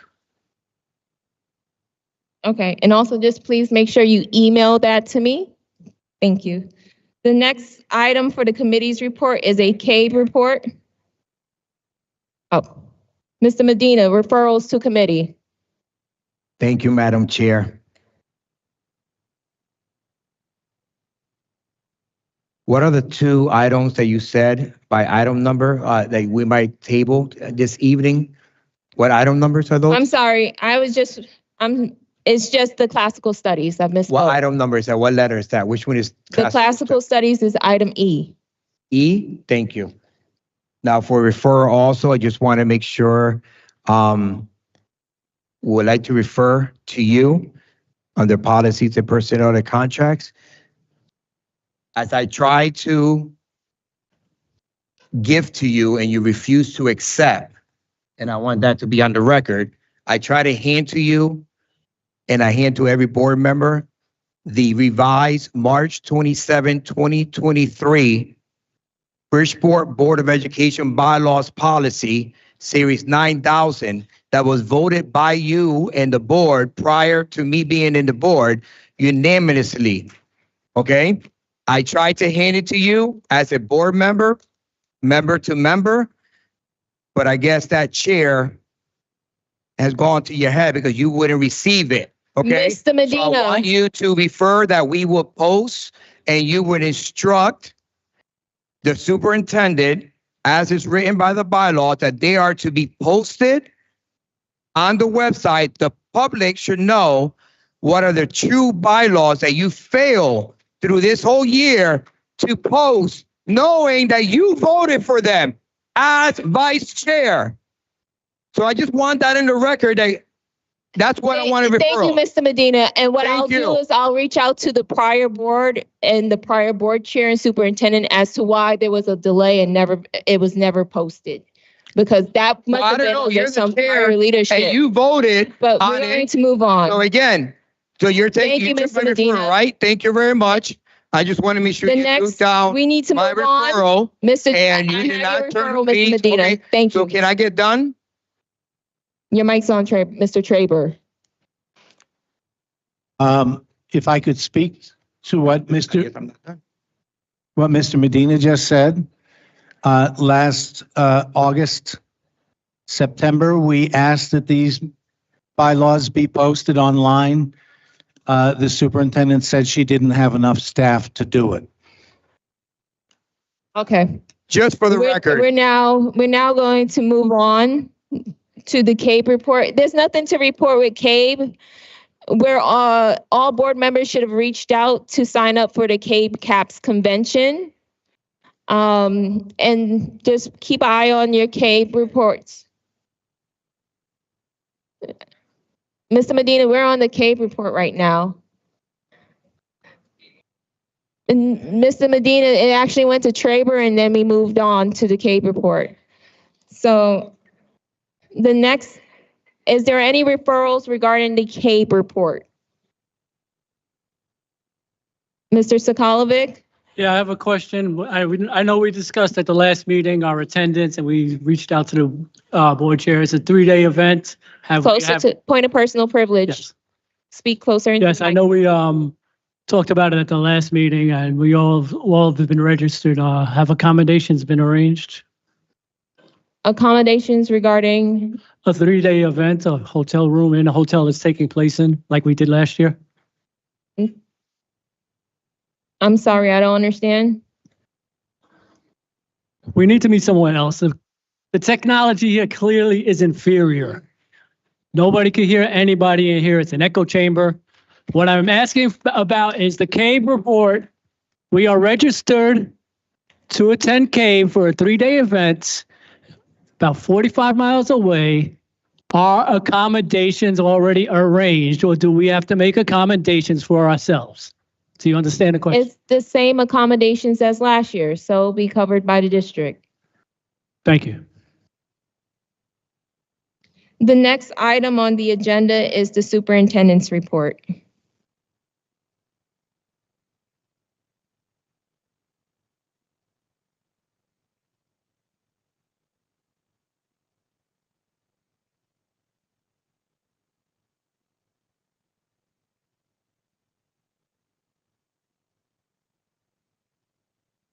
Am I on? Yes. Okay. Good evening, everybody.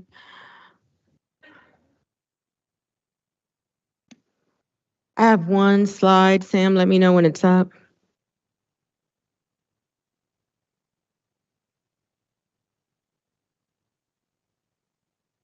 I want to talk a little bit about the incidents that we had last week with the social media threats. And the first thing that I want everyone in this community to know is that I take threats extremely seriously. That is probably the highest level of consideration of anything that happens in our schools, because if we can't be safe, we definitely can't teach and we cannot learn. So one of the things that I wanted to share tonight was the timeline of the events that occurred last week. And this is not intended in any way to provide an excuse or to in any way assign blame to anyone else. It's simply to describe exactly how the incidents occurred, how we became aware of them, and how we reacted to them. So beginning at 9:12 a.m. on September the 18th, we had the first reported threat that was on social media.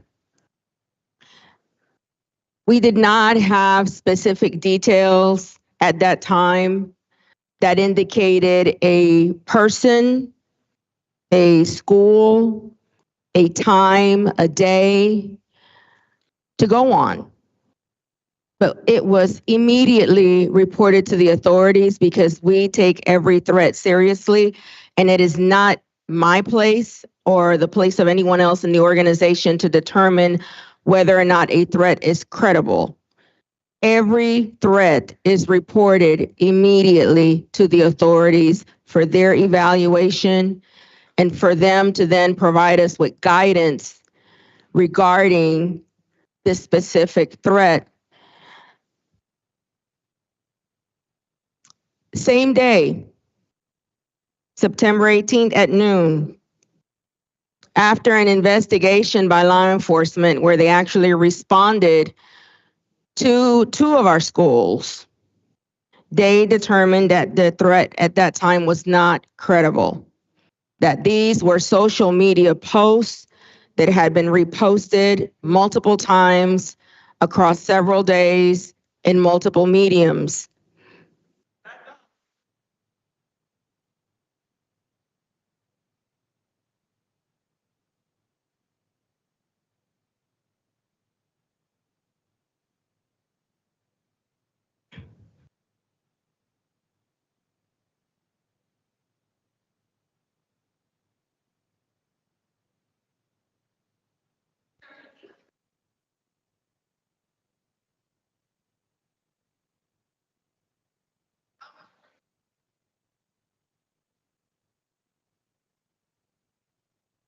Can I continue? Okay. Same day, September 18th at 2 p.m. And then again at 2:13, we sent a message to building principals. And we also sent a message to parents. At that time, we believed, I'm sorry, but I would really love to be able to provide you with this information. And if it wasn't the truth, I would not be wasting your time.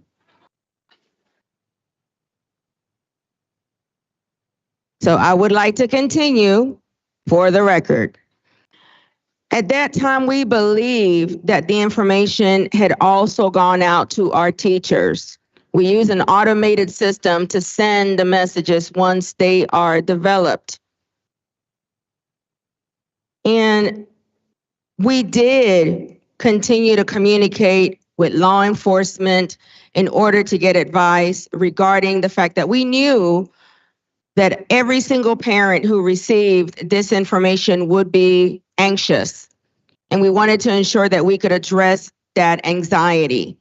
However, the guidance at the time was that the threats were not credible and that there was nothing preventing us from continuing operations as usual. If we don't have a time, a day, a place, there was no direct threat made to any school in Bridgeport at that time. There was nothing credible for law enforcement to go on to think that one of our schools was in specific peril at that time. So all of the operations continued as usual. The information again was shared with principals and it was shared with parents. It wasn't until 6:34 p.m. that we received another threat. This time it named 11 separate schools in our district. Law enforcement was notified and commenced an investigation. At that time, I received a phone call from our mayor, our police chief, and the mayor's chief of staff. And my immediate ask was, how soon can I have credible information to share with parents? Are we able to open schools tomorrow? Do we have answers to that? Is this a credible threat? The issue was under investigation. Law enforcement was using all of its resources at that time, in addition to external resources. And using those resources, they were able to identify not only the IP address, but the home address of the home that the message generated from. And they dispatched immediately officers to that address in order to continue the investigation. At this time, I'm still waiting to hear a response because I can't provide parents with information that has not been verified.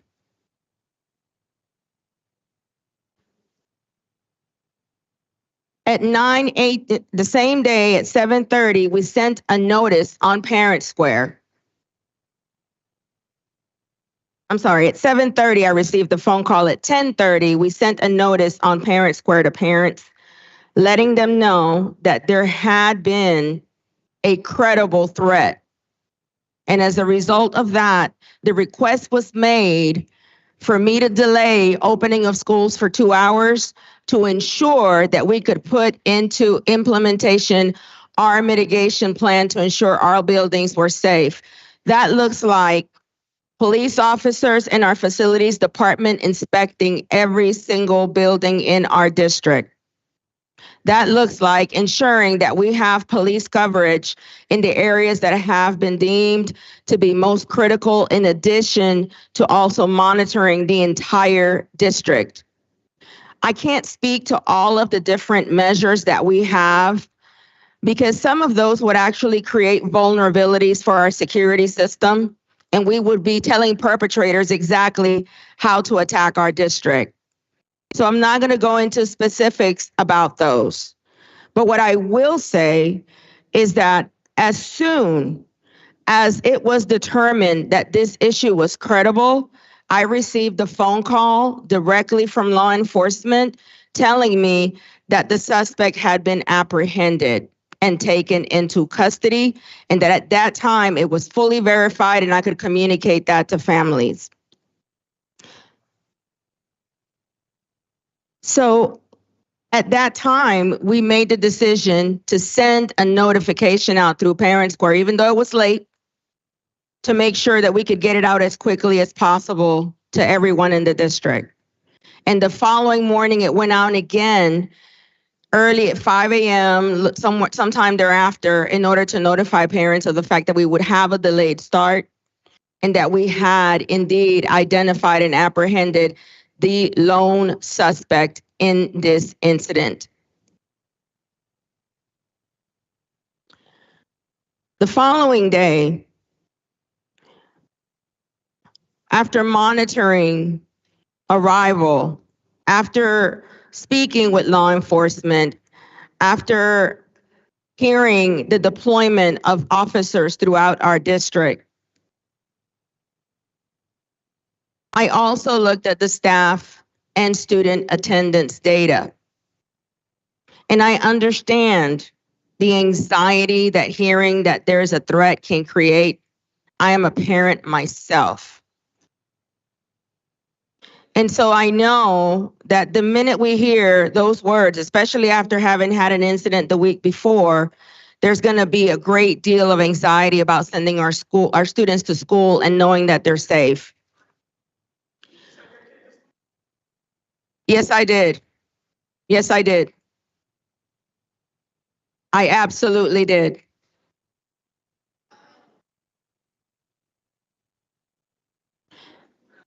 So we had approximately 13,600 students marked absent who did not come to school as a result of parents' concerns. And those absences are not going to be counted against our students. And that was, I believe, part of the communication that we shared. We also had 30% of our teaching force, or 400 teachers, who also did not report to work that day. Again, my report is not meant to assign blame. It is strictly to give you a timeline of what events occurred and how they were managed.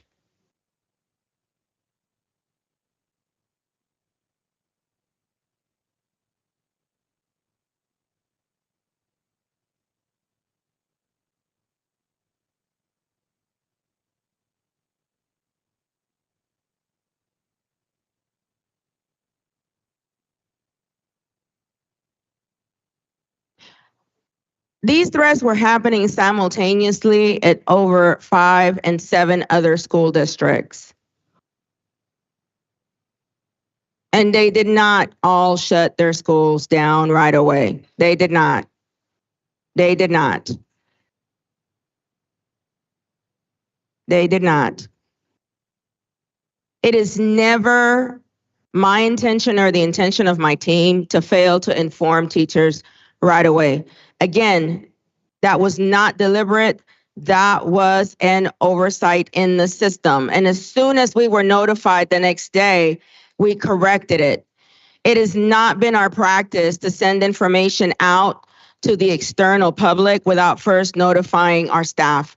That hasn't been our practice, and it's not going to be our practice now. It's unfortunate that it happened in this instance, but it has never been our practice to notify parents before we notify our teachers and our principals.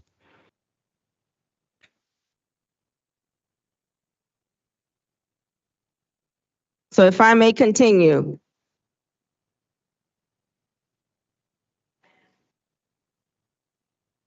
The other thing that I looked at was the likelihood, especially considering the high rate of absences with our students and teachers, that most of our staff and most of our students probably were experiencing trauma We're probably still having anxiety because messages, although those messages were still non-specific, were continuing to circulate online. It was truly my desire to provide our students and our staff with a break, a much needed mental break, to be able to process what had occurred that day, to be able to have access to accurate information, and then to restart the week today, restart the week today. And so I made the decision to close schools. And that is my decision. It is my decision to assess if our students and our staff are in a place where we can safely and productively hold classes. And it was my determination, after consulting with my team and also consulting with several other members of our team throughout the district, that the better call was not to hold school on Friday and to continue to share information regarding how this issue was being managed by local law enforcement. What I do want to assure our parents is that whether you see a patrol car in front of a school or you don't, does not mean that law enforcement is not aware of what is happening on that campus. Bridgeport has one of the most sophisticated security systems of any city in Connecticut. In fact, many other cities have mirrored their alert system and security system after hours.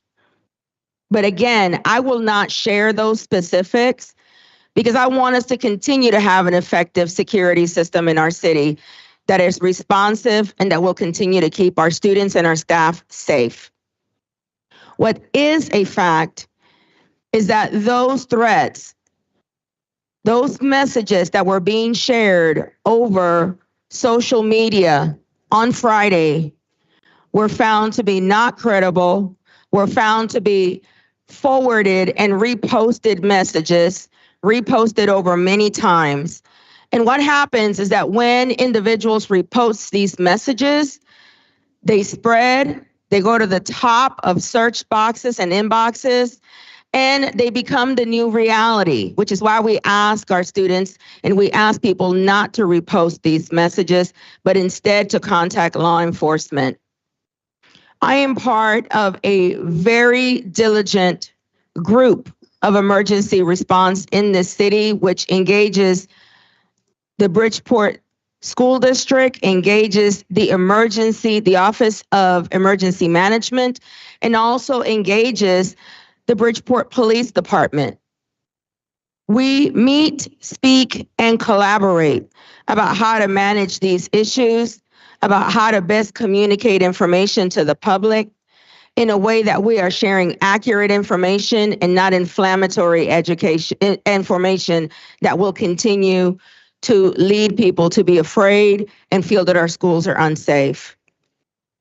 We will continue to work as a team and collaborate. But that also means that information sometimes is not going to be shared immediately, because I do want to give our officers time to verify whether or not those threats are credible. It's very important to do that versus spreading panic throughout our community.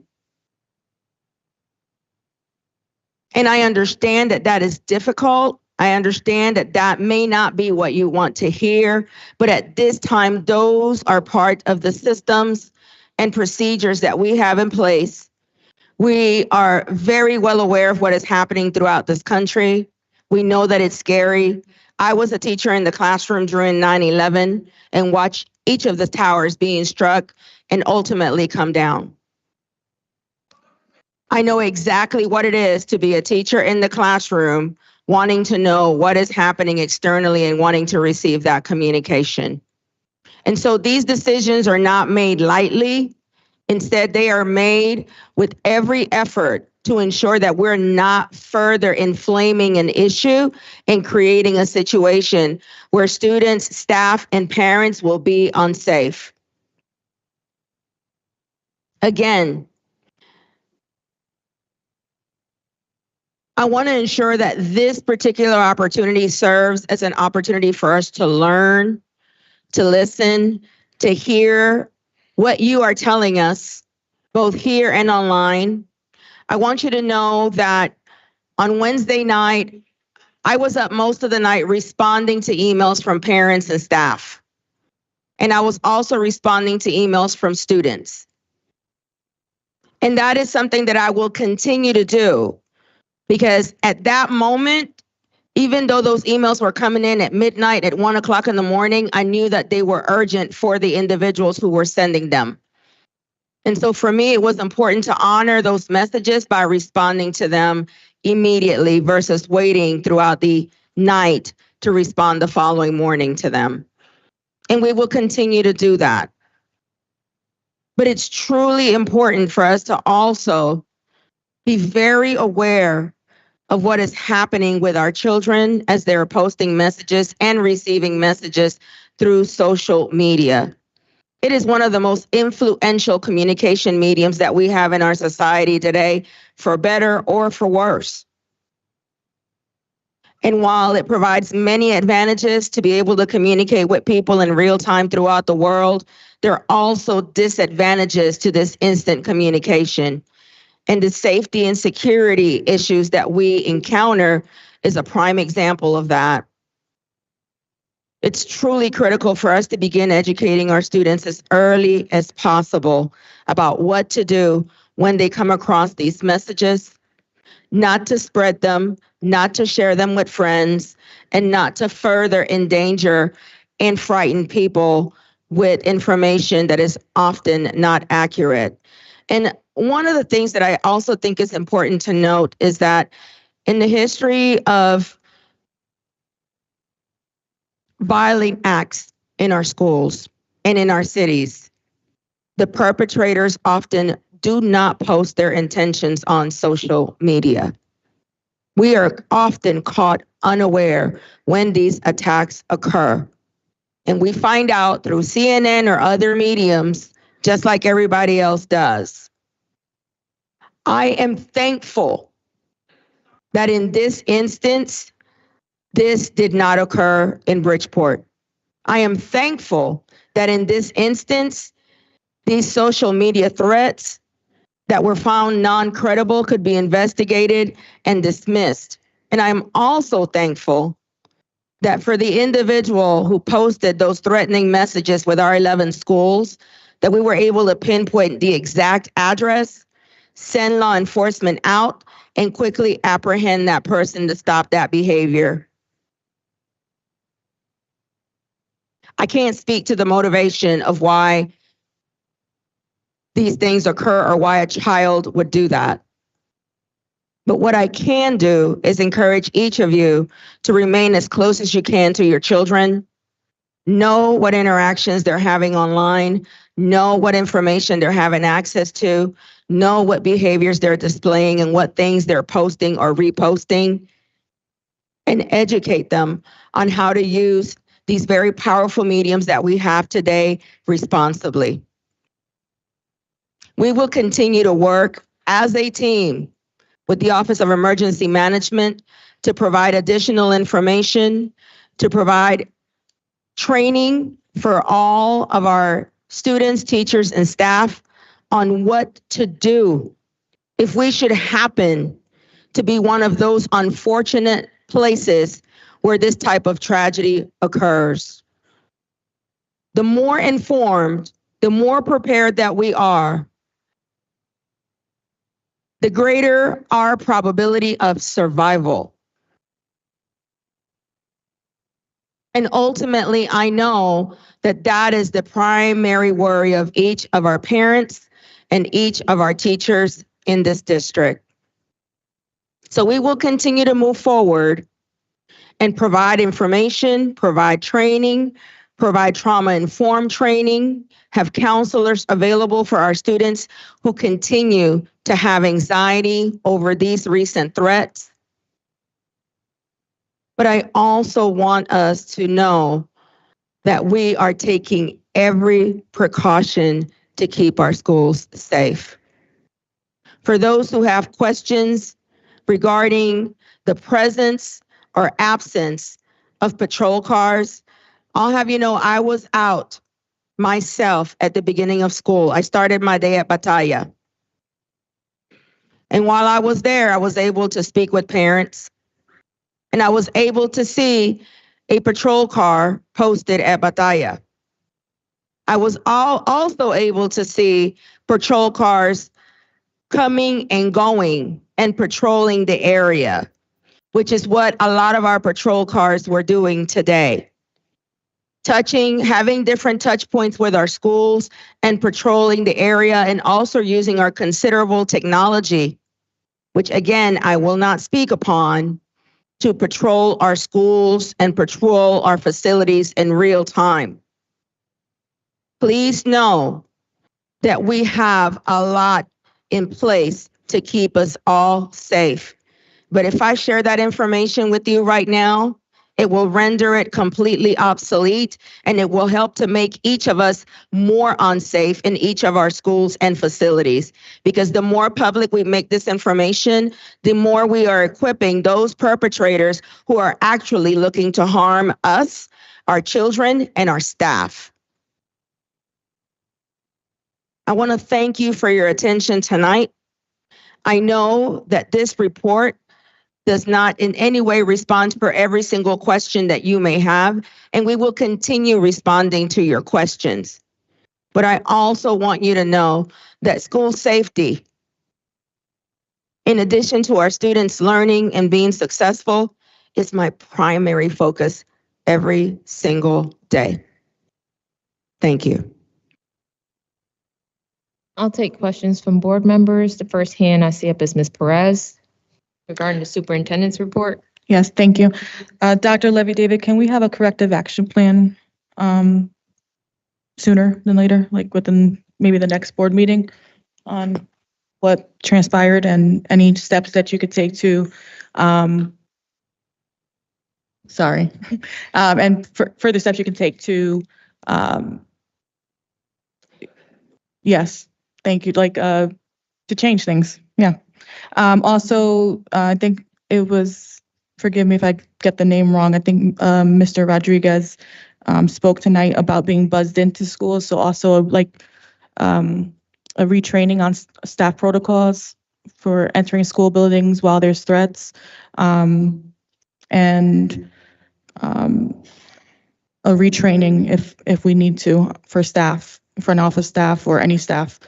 That's all.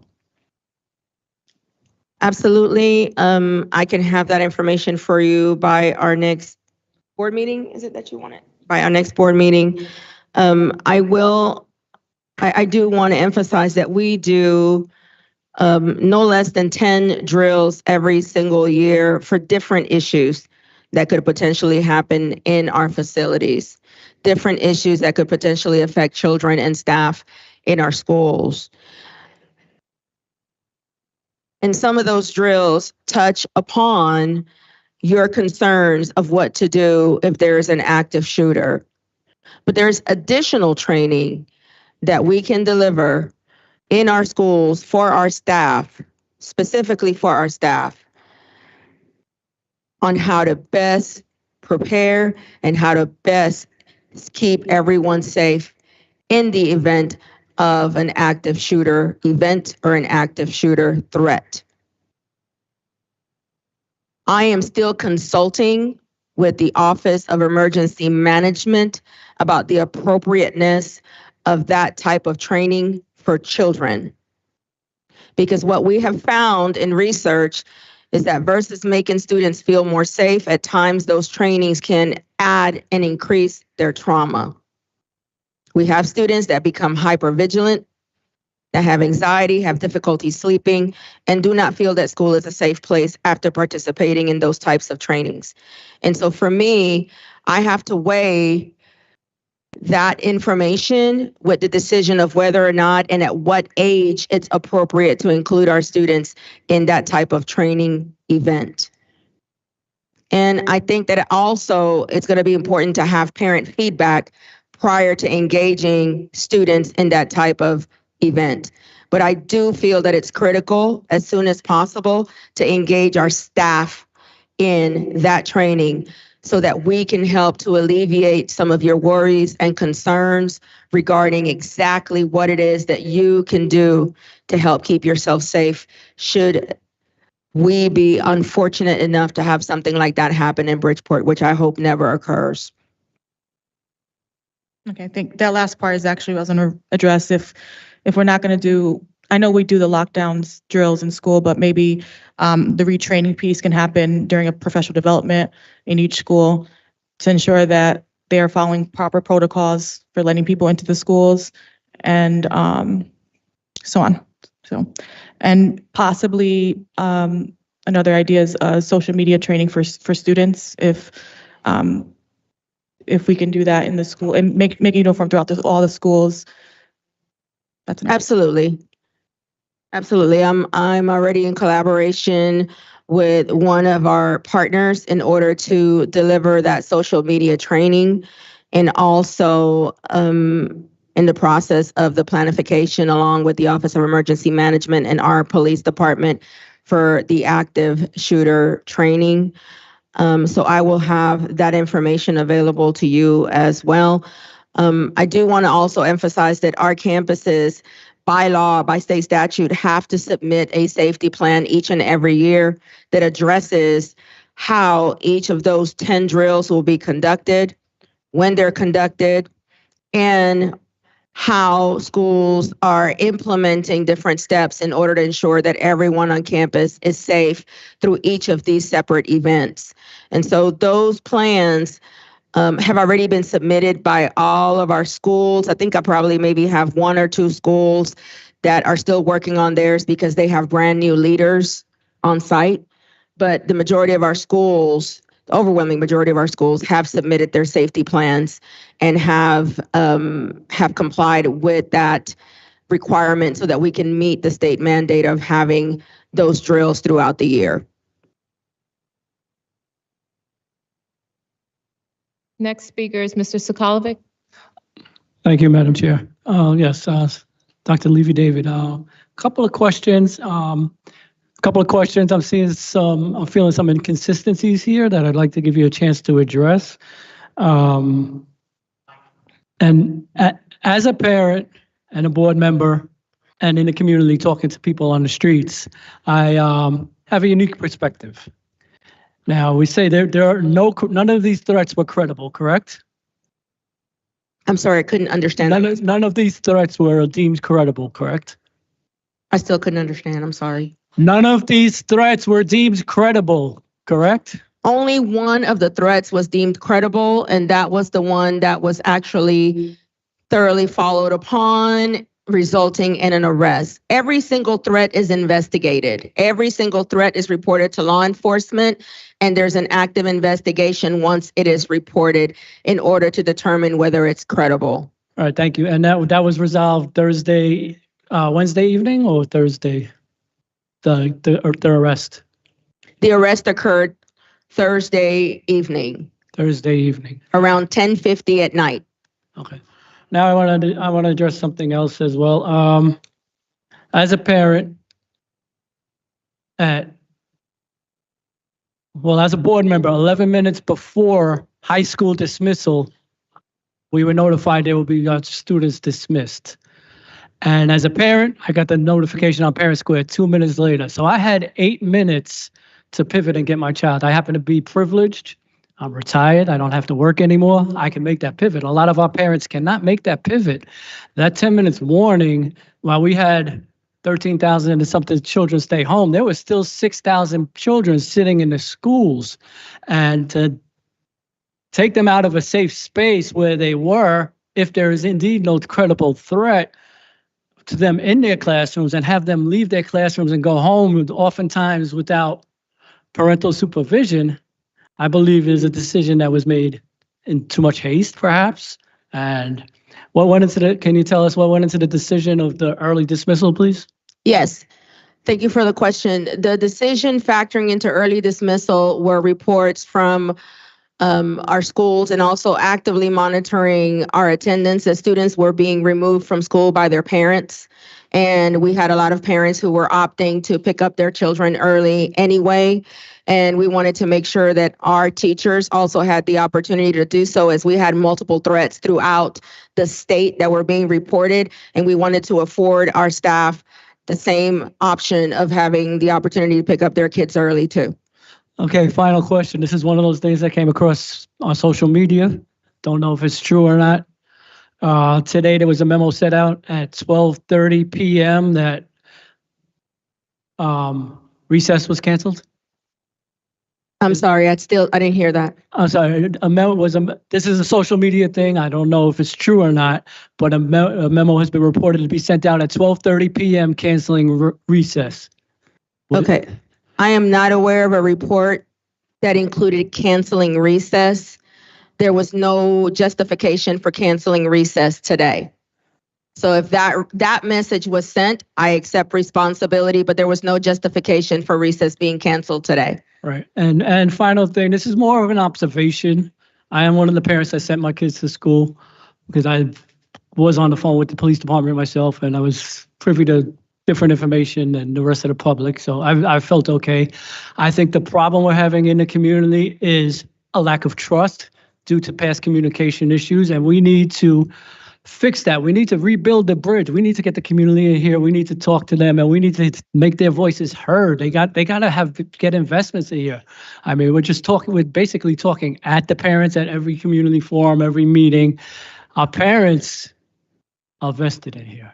We work for the parents, the taxpayers. They pay us. They have salary. I don't get paid, unfortunately. Yeah, we if we had that level of trust, and we came out immediately and told the parents, look, we don't need to worry about this. It's deemed not a credible threat. Be assured your children are safe. Like we did with COVID. Full transparency. A lot of people didn't like it. Parents had a choice whether to send their children or not, but we got through that. We're at a time with more panic than we had during COVID because of the communications issue. And I think maybe we need to take a look at the new communications protocol, because for the first time since I've been on the board, we actually have a communications staff, and the communications is not really doing what it's supposed to the parents. Thank you. Again, I have to reiterate, Mr. Sokolovic, and this is not in any way to be argumentative, respectfully, that we are part of a security task force. We do not have our own police force in the district. We do not govern the Office of Emergency Management, and we do not have the ability to deem a threat credible or non-credible. That can only occur through an investigation by our law enforcement. So we can only communicate that information about a threat being credible or non-credible once an investigation occurs.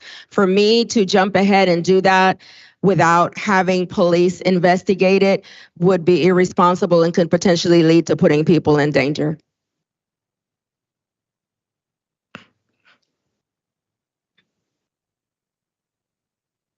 The next speaker is Mr. Traber. Madam Chair, Madam Superintendent, you just said the arrest was Thursday night. The timeline, and to my knowledge, the arrest was Wednesday night. Was that I didn't hear that. I'm sorry. Was there a question? We're a little mixed up here. It's just a point of information that you misstated I can't hear Thursday you, night instead Madam of Wednesday Chair. night. Oh, okay. So I just want to be clear about the timeline to make sure we're all on the same page. It is correct. It was Wednesday night, right? It was Wednesday night. You are correct. Thank you. You were talking to students, you said, until the wee hours on Wednesday. When did you leave the state? I didn't hear what you said. What was that? I don't understand the question either. Pardon me? I couldn't understand. I'm so sorry. When did you leave the state?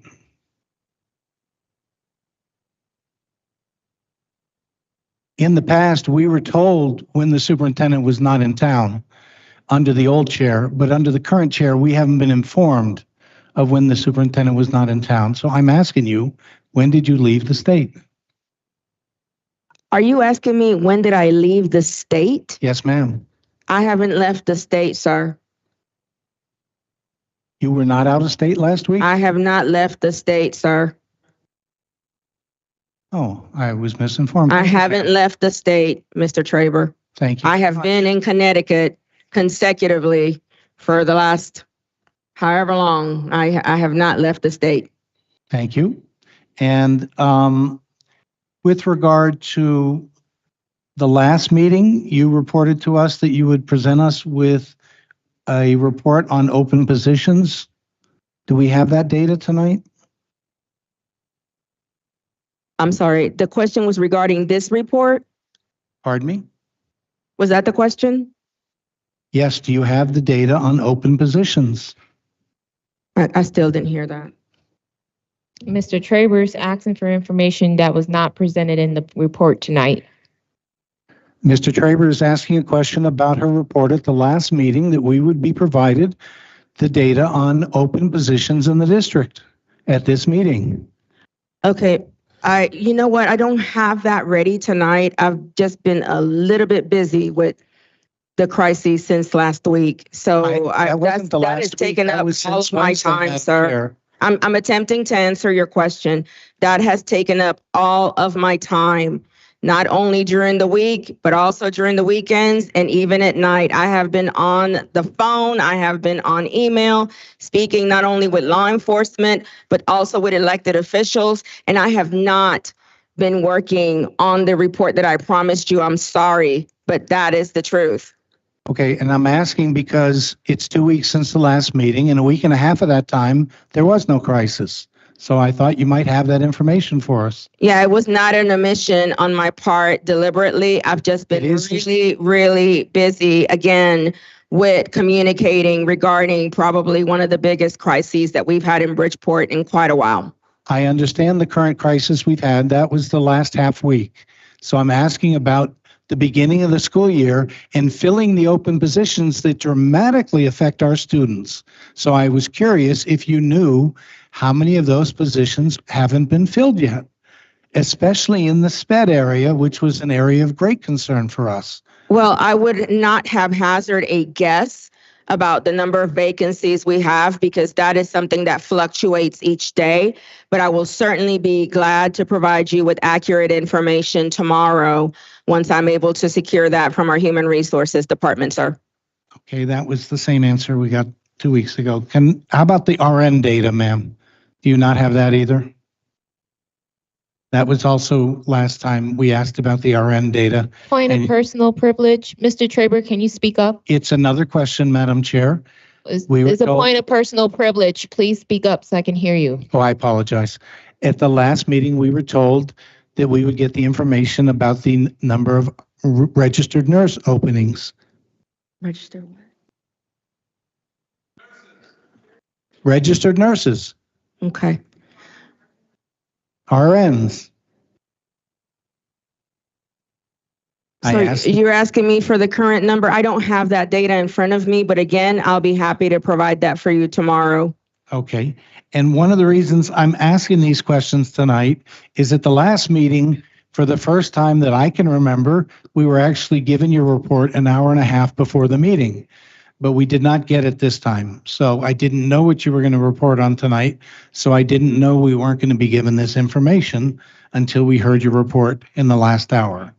So I wasn't able to say, will we be getting this information from you tonight that you told us last meeting we were going to get tonight? So that's why I'm asking these questions now. And I know that Mr. Benahan asked you between meetings for the reports in advance, and that was not well received. So I'm asking it again, that if we got these reports in advance, as we have from all of your predecessors, then we would know what to say. We would like to also see this in your report. That's one of the reasons for getting the reports to us in our packets, like we have from all your predecessors. Point of information. Yes, ma'am. The point of information, Superintendent Testani did not provide reports in advance. Therefore, the statement of all predecessors does not qualify. Your colleagues that were with you on Mr. Testani's board disagree with you, but I won't argue since I wasn't with you then. And the last question I wanted to ask you, Madam Superintendent, is when did you receive our evaluation from the chair? A few weeks ago. I don't remember the exact date at this moment. I would have to check my email. A few weeks ago? You're talking about the outcomes of the evaluation that you completed, correct?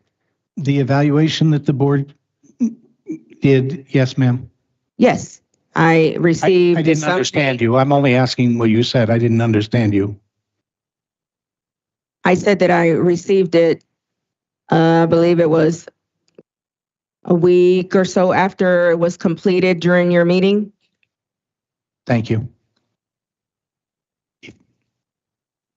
But again, I don't remember the exact date. I would have to refer back to my emails. If you could let us know, I would appreciate that. I believe that's all the questions I have. Thank you. Mr. Benahan? 1 second. Dr. Camila Leviteve, I will go to the point, to the clear. You as a superintendent of Bridgeport School, your job is to be sure our students are being safety. I know you say talk about data, students about absent and stuff like that. For me, that's not important right now. When the situation happened about shooting, you're supposed to close the school mandatory immediately, because the data or the student be absent, they can take it later, And I feel as a board member and as a parent, because I'm a parent first, I feel that you risk, because you're the chief, you're the superintendent of Bridgeport School. Whatever the mayor, whatever people from the city say something, you gotta let them know. I'm the superintendent of Bridgeport School. I had to report to 9 board members, they're my bosses. Let me close the school, and then the police department handle the situation. That I'm very glad that we have 5 or 6 police department here. Thank you very much. And the 2 security, thank you. But my question is, it cannot be only in the school. Any person that can come from this door and from the back, from the side, what we gonna do? Who gonna save us? Exactly. So I feel as a parent, as a leader, you're supposed to close the school. We cannot hold, like you put it, 2 hours delay and then dismissal. The shooting, they can come after 2 hours. They can come after 3 hours and go crazy. You know what happened in Sandy Hook? Less than a few minutes, our baby was out. So, give me 1 second, please. And also, thank you for all the staff who was there. I know they went to the school, man, because they told me they had to, show up. And I appreciate all the staff, it was there. I know the staff was very scared. Not only the teachers, custodians, security, cafeteria, all these people were scared. When you heard that word shooting, people say, oh, maybe it's not true. But you cannot say that. We live in 2024. We live in a situation that the world is very crazy. But I ask you first, please, the next time something like that happen, don't wait for nobody. Don't. Because we work for them, for the community. Like you always say, you got 9 bosses to report them. Close the school and let the police department do the job. And I know they're doing a great job. And thank you for the police department. Everyone, was on top. And also thank you for all the security for Bridgeport Public School. You guys are the first one on the line. When something happen, who's in the front? Not me, not us, not you, Dr. Camila Levy-Debe. Security, always on the front. Anything happen, they're on the front. Why? Because they care, and they be sure our students, staff, or any parents be inside the school, be safe. They are the front, principals are in the back. They are the one because that's part of the job. I see that training, how they take it. Thank you to all the Bridgeport Public School security for the amazing job. And of course, the principal and everyone. But please, Dr. Camila Levy, for the record, next time something that happen, don't think about it. Close the school, don't wait for nobody. And then later, you communicate with the boards, you communicate with the mayor, you communicate with whoever. For our kids are safe, there has to be safety. That's what we're here for, to be sure our safety. Thank you.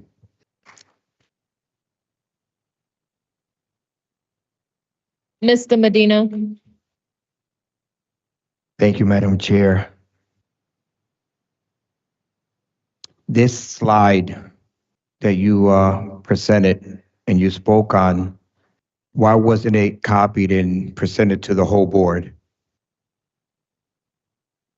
Because I have been in nonstop meetings, Mr. Medina, including today with our emergency team up until about 4 o'clock today. So we were still meeting and debriefing and going through some of the active information that was going on online and still working through those processes. So this slide was literally completed 10 minutes before we came into this meeting because I insisted that I wanted to have a timeline so that I could speak directly. I put aside everything else that I was supposed to report to you guys today because I knew that what people would want to hear is regarding what we're doing to keep kids safe. And so this was completed once I was able to have credible and accurate information and once I was able to collaborate with our teams. Thank you for that answer because it helped with the next questions. And I used the word again, questions. That means it has an S at the end, Madam Chair. So that was 10 minutes before this meeting, and this meeting was due to start at 6:30, so that makes it 6:20. The meeting started at 6:39. How long would it take for you to assign somebody of your staff to print one piece of paper for 9 board members? It's not that simple. Okay. If it were that simple, I would have printed it for you, but it's not that simple. I agree, it's not that simple. Even a 5th grader can do that, but that's not that simple. So since you made this report on 9/19 at 11:55 a.m., according to this report, it says due to the anticipated teacher and student absence, district determined that out of an abundance of caution, school would be canceled for Friday, September 20th. Correct? It's your report. I'm just asking you to reference your report. You're reading from it. I'm just asking you a question. Is that correct?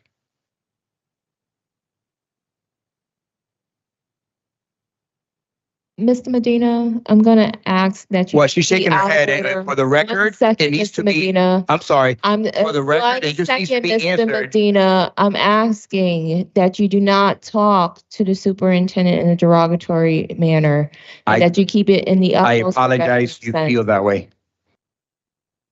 I apologize. You feel that way. So again, Madam Superintendent, is that your report today? Is consistent with what I just read? That is the report and is also the message that was shared with the board. So I think, yes. Thank you. Specifically, I read from the report that was sent out in email, early dismissal Thursday, September 19, 2024. No school, Friday, September 20, 2024. Dear Bridgeport Public School community, due to an abundance of caution and additional threats circulating online, we will have an early dismissal today, Thursday, September 19, 2024. And additionally, there will be no school on Friday, September 20, 2024. And this is why we have a communication thing, because we don't know what's to be true. They're both true, Mr. Medina. Neither one of those is untrue. Okay, well, you said there's no viable these threat. emergency situations Either are because of the rapidly. absence of teachers, or is it not? I'm not sure exactly what you're hoping to accomplish, but these situations, emergency situations, are rapidly evolving situations that are very complex and involve many agencies, involve many different entities in the city, and it's not something that I, on my own, can decide to manage. These are things that have to be managed by a team, and that's why we have an emergency management team in the city. What I'm trying to accomplish, ma'am, is to know that communication needs to be clear and accurate. Like you say, it needs to be determined. So before we put anything out, it needs to be clear. And I'll tell you how I felt when I read this discrepancy and other emails that I don't want to bring up on the record, is that once again, we're attacking and blaming the teachers, and that is unacceptable. That is unacceptable. we are to respect our staff, and I deem this to be a disrespect back again against our staff, against our Bridgeport staff that's been here for many years, and they have brought out of this district many stars that you fail to acknowledge and to represent. So I'll yield the floor. Mr. Medina, just as a clarification on Robert's rules, there's no yielding of the floor. We're going to go now to Ms. Casimir.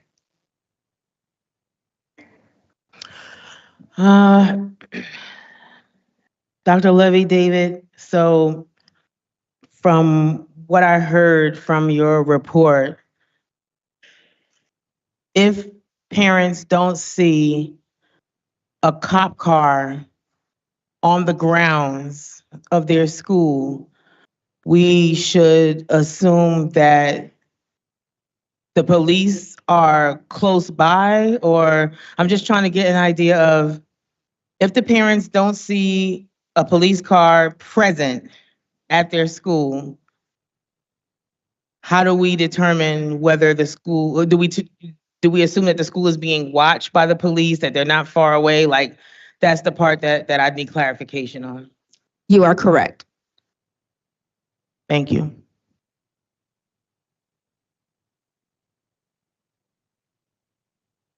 Mr. Traber. Yes, I think it's important. The point that Mr. Medina was trying to make here is that we establish a narrative here that somehow the teachers were responsible when in fact there was still some reason to be concerned about the safety of the schools. And we keep establishing narratives that are based on inaccurate assumptions.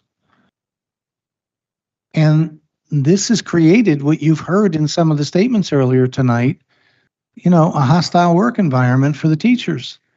And that's what they're upset about. That's what they rallied about, was a disrespect in the workplace. And we thought that's what your statement a few weeks ago was about. But each time that statement gets made, Madam Superintendent, a moment or two later, it seems that that's not what it seemed to make. So I think that that's really important to reflect on. That you make a statement and then you turn around and it seems like you didn't really mean it.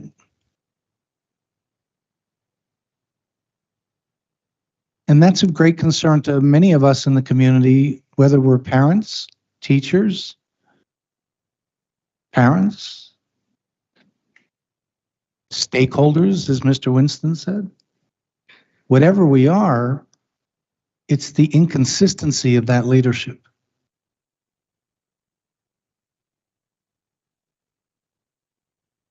Seeing no other hands up, that will conclude the superintendent's report. The next item on the agenda is unfinished business. There's no unfinished business at this time, so I'll move on into new business. There's no unfinished business. The next item on the agenda is discussion and possible approval of continuation of the graduate internship agreement with the University of Bridgeport.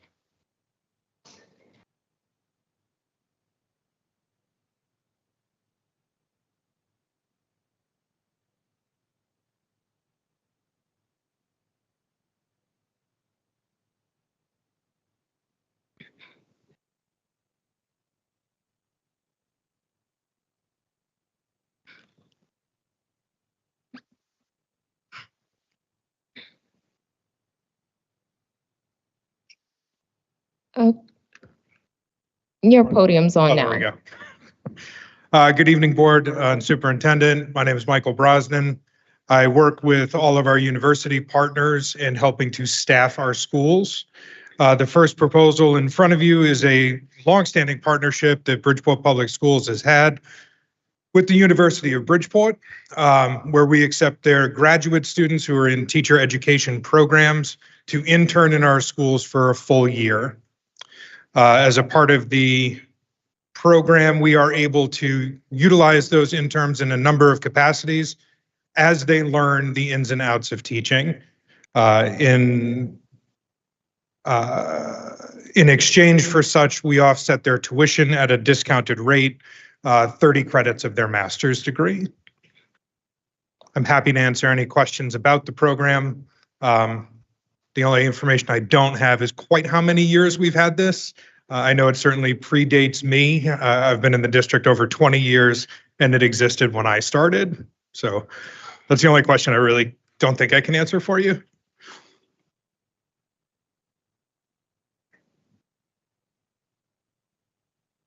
Ms. Perez? Are these graduate student interns current employees of the district? They are not. Our hope is that they will become current employee or future employees.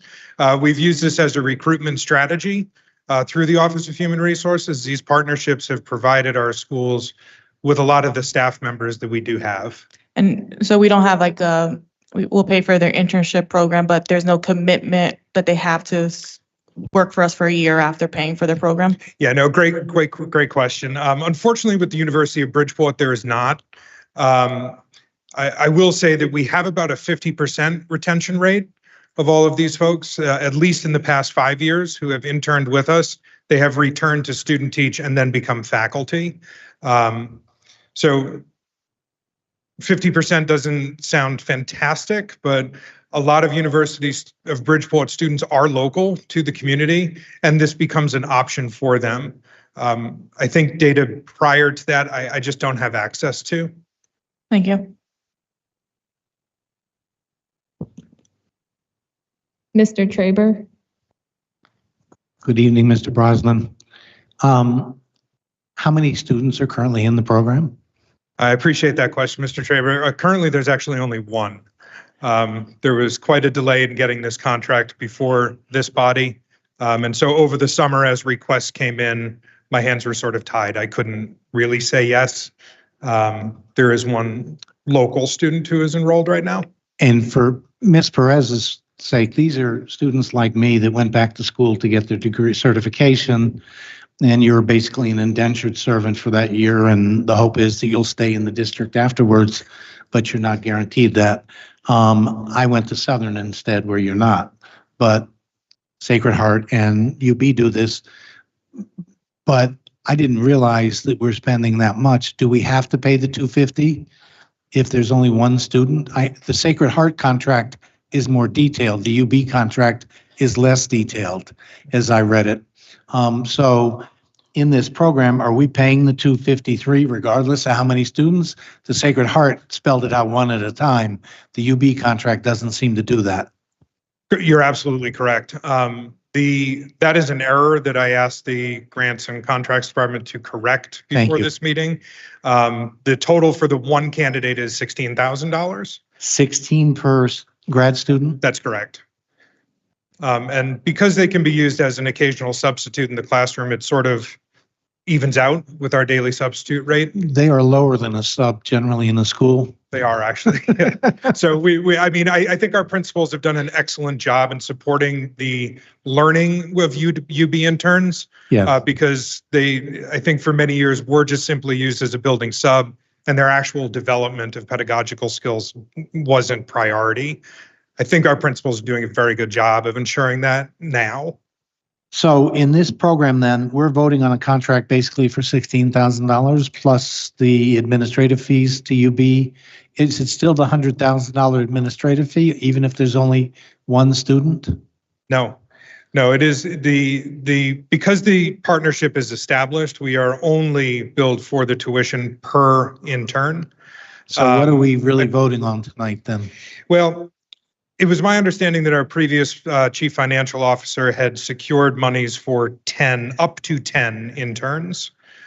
Because of the delay, we really only have the one committed for this school year. So 10 is, based on the SHU contract, it's a $100,000 administrative fee, so it's about $10,000 per student. So you're really saying we're voting on about $26,000 tonight? No, sir. For this University of Bridgeport contract, we currently only have one person enrolled.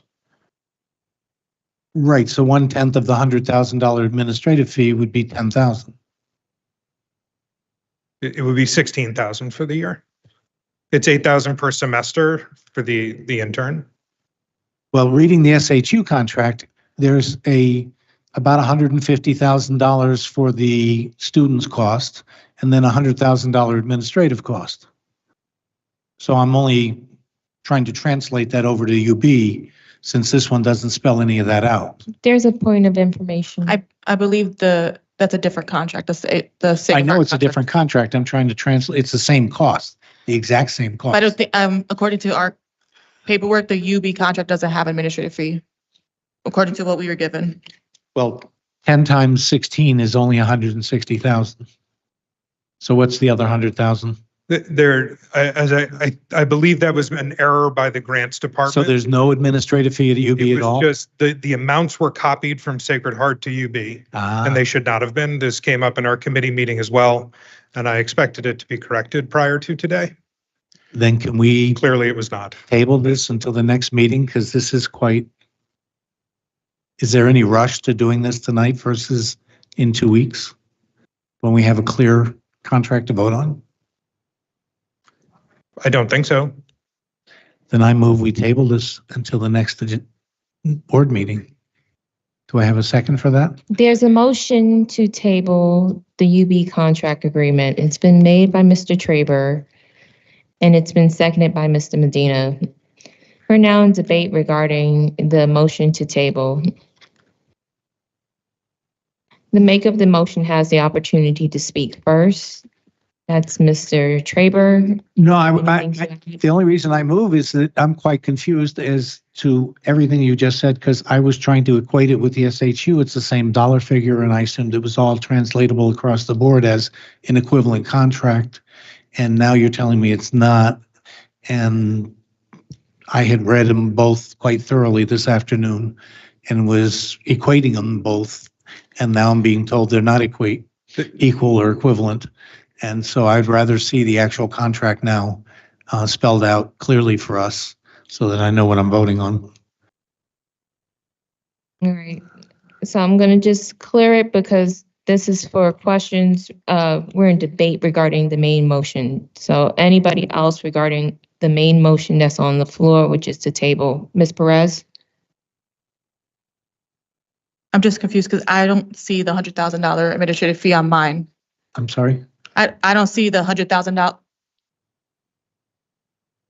Sorry, I'm not sure. That wasn't you. That was. Yeah, no, I was waiting. I don't see the $100,000 fee that you're saying on this contract. If you want, I don't see anything that spells out where the I just see there's a $250,000 fee in this contract. Yeah, I just see $8,000 per intern. So I'm just there's a $250,000 cost, intern. And then it's not broken down. Yeah, it says $8,000 per intern per semester, $16,000 for me. That's on the internship agreement. That doesn't add up to $253,000, which is at the top of the page.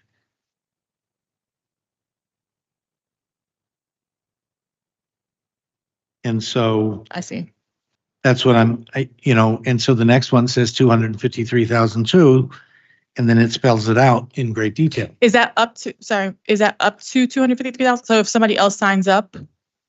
No, they are different programs. I get that. I will preface that. With I get. The University of Bridgeport contract, the actual document is accurate with the $8,000 per semester per intern. The other graph that was generated by our grants department is inaccurate.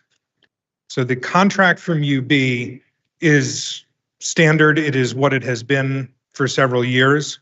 That's not changing. Okay, so if we just scratch this effort at explaining it to us out and vote on the contract, we would be okay? I would love it if you did that, Mr. Traber. Okay, then I withdraw my motion to table and we'll vote on the contract. Is that what better, Ms. Perez? Yeah. Theoretically, that can be done also as a motion to table. Mr. Sokolovic? A point of information is that what we would be executing is not the summary in the graph, but the actual contract language itself, which does not include the $253,000. It was brought up in the committee level that that was a mistake. That's in the interest of giving a small resource to help digest the content in the actual contract. But I'll move on. We're back. There's no motion on the floor, so Mr. we're back Medina, into do you agree? discussion. Yes, sir. Do you agree with me? Yeah, Okay. the main motion has been withdrawn and it's going to be by both the mover and the second. So, Mr. Sokolovic, you had your hands up and I'm not sure if it was pertaining to the discussion item or the, okay. You took your mic off.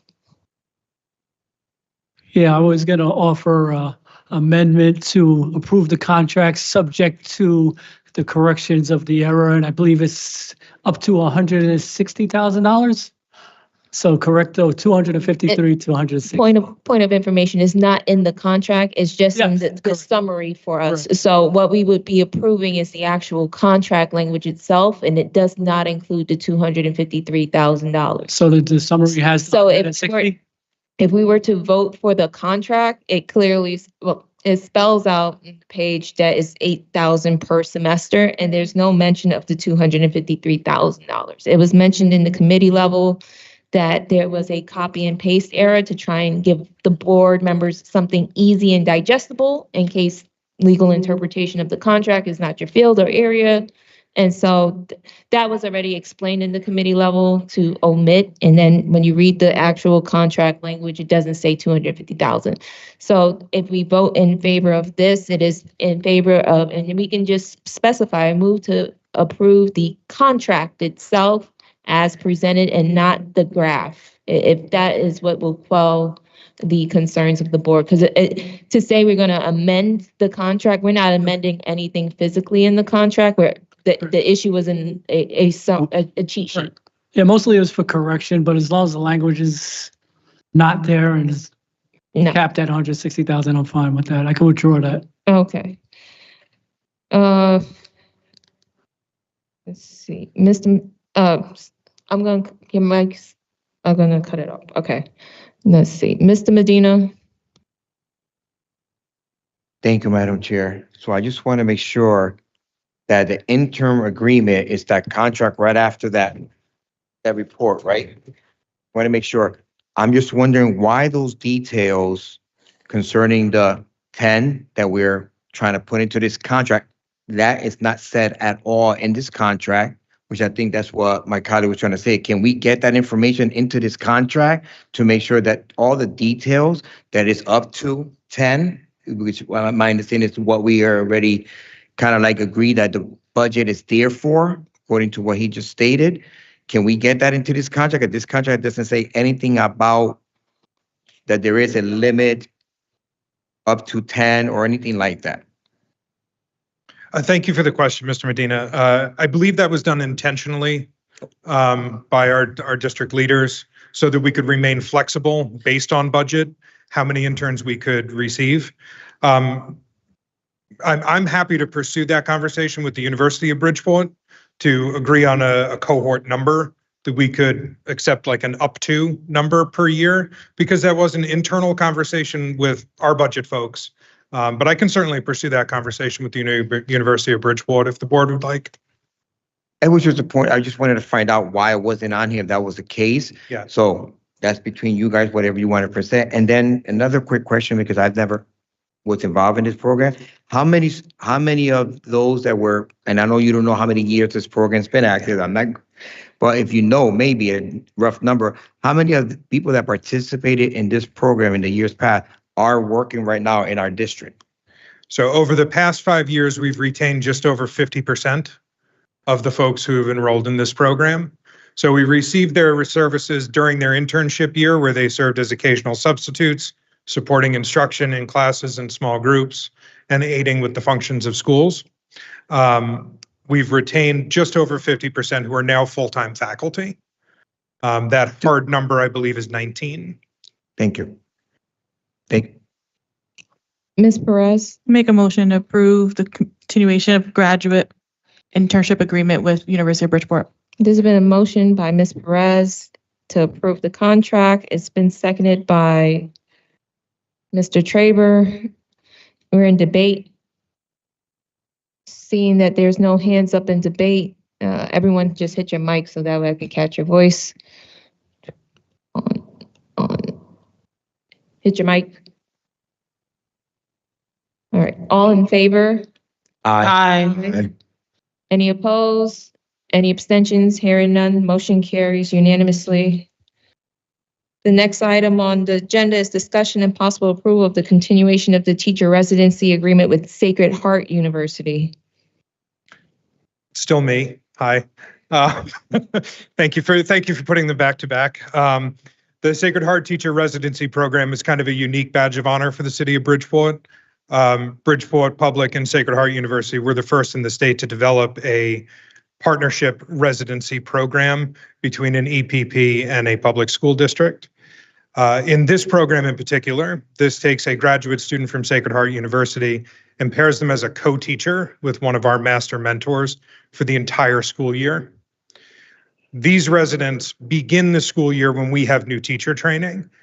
They are treated as faculty, as co-teachers right from the start. These students, I speak of them as being unique because they are. They essentially experience the entire first year of teaching, which many of my colleagues will tell you is like a blur. It's a scary first year. Dr. Levy-David, I see you're smiling because you maybe remember. It's such an overwhelming year. These candidates experience that first year, full school year, in Bridgeport Public Schools alongside their mentor. And there is a commitment that they make to the city afterwards of becoming full-time faculty. To walk into these residents' classrooms after they are full-time faculty, no one would believe they're in their first full year. No one would believe it. They are teaching like they're in their fourth, fifth year. There is zero cost for onboarding these people. The Economist, the Society for Human Resource Management estimates that every new person we bring in costs any agency between $16,000 and $22,000 just to get them up to speed with the culture of the environment and our technology platforms.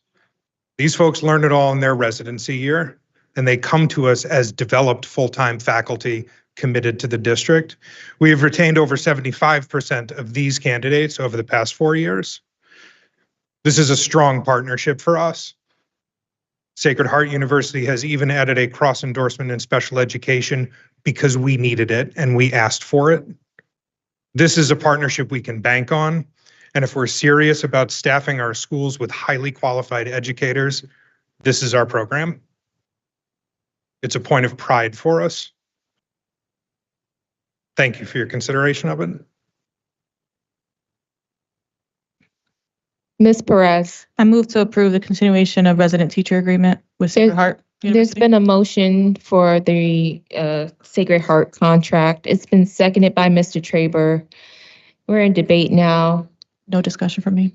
The maker of the motion doesn't have anything in regards to the motion itself. Mr. Traber, you have your hand up in debate. I have a question. That's fine. Go ahead. You said they commit to BPS, Michael. And how long do they commit for?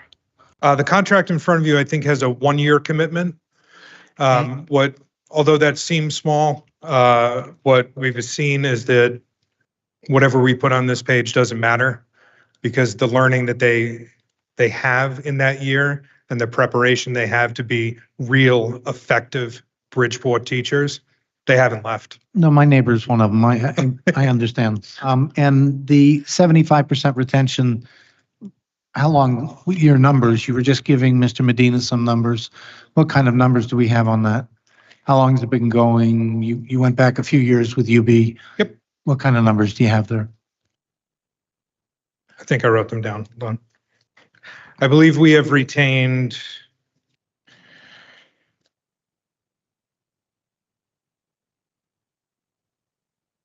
23 out of 30. So that's going back 3 years? 4. We haven't always had 10 candidates. Okay. So, sorry. You see, I was doing math. I was we doing haven't math, always Michael. we have not always had 10 candidates. Okay. In Yeah, three during of the the COVID cohort- year, during the COVID year, all right. Yeah, we only had 8, and I think the first Yeah, year we had yeah, 7. yeah, yeah. Okay. Yeah. Great. Thank you. All right. Seeing no other hands up in debate. Mr. Medina. Thank you. I'm just trying to just skim through some more of this. So there's a stipend, correct, for these, for the residents, correct? And I see that they receive a $20,000 living stipend. Is that in top of that 100? I don't know if I'm reading that correctly in the second part. And also, in the second part, Article 1, terming compensation. It says each resident will receive I believe that says 20,000 living stipend. And yes, that's correct. And it's a shared cost between Bridgeport Public Schools and Sacred Heart Universities. Yes, 10 and 10. 50%, yeah. Is that part of that 100,000? That is the 100,000, yes, sir. Thank you. Sorry, going back to that. Now, second quick question. Why is it that this contract, apparently, if I'm misreading this, it says draft, and the other one didn't say draft, so is this what we're voting on, or because this says draft, and I have a concern the minute I see that word? Me too. I believe it is still in draft form because we missed the dates of payment. Again, there was a little bit of a delay getting this in front of this board. Gotcha. So that's on going to be edited. Yeah, on the final page there, we've missed the August 1, and obviously we're approaching the 15 October. On the last page, you said? Appendix A. I'm sorry? Appendix A. Oh. I believe that's why draft is still on here. Okay, so what's that now gonna reflect? Huh? Okay, got it. Thank you. No further. All right, seeing no other hands up, I'll ask everybody hit the button so that I can hear their votes. 1 second.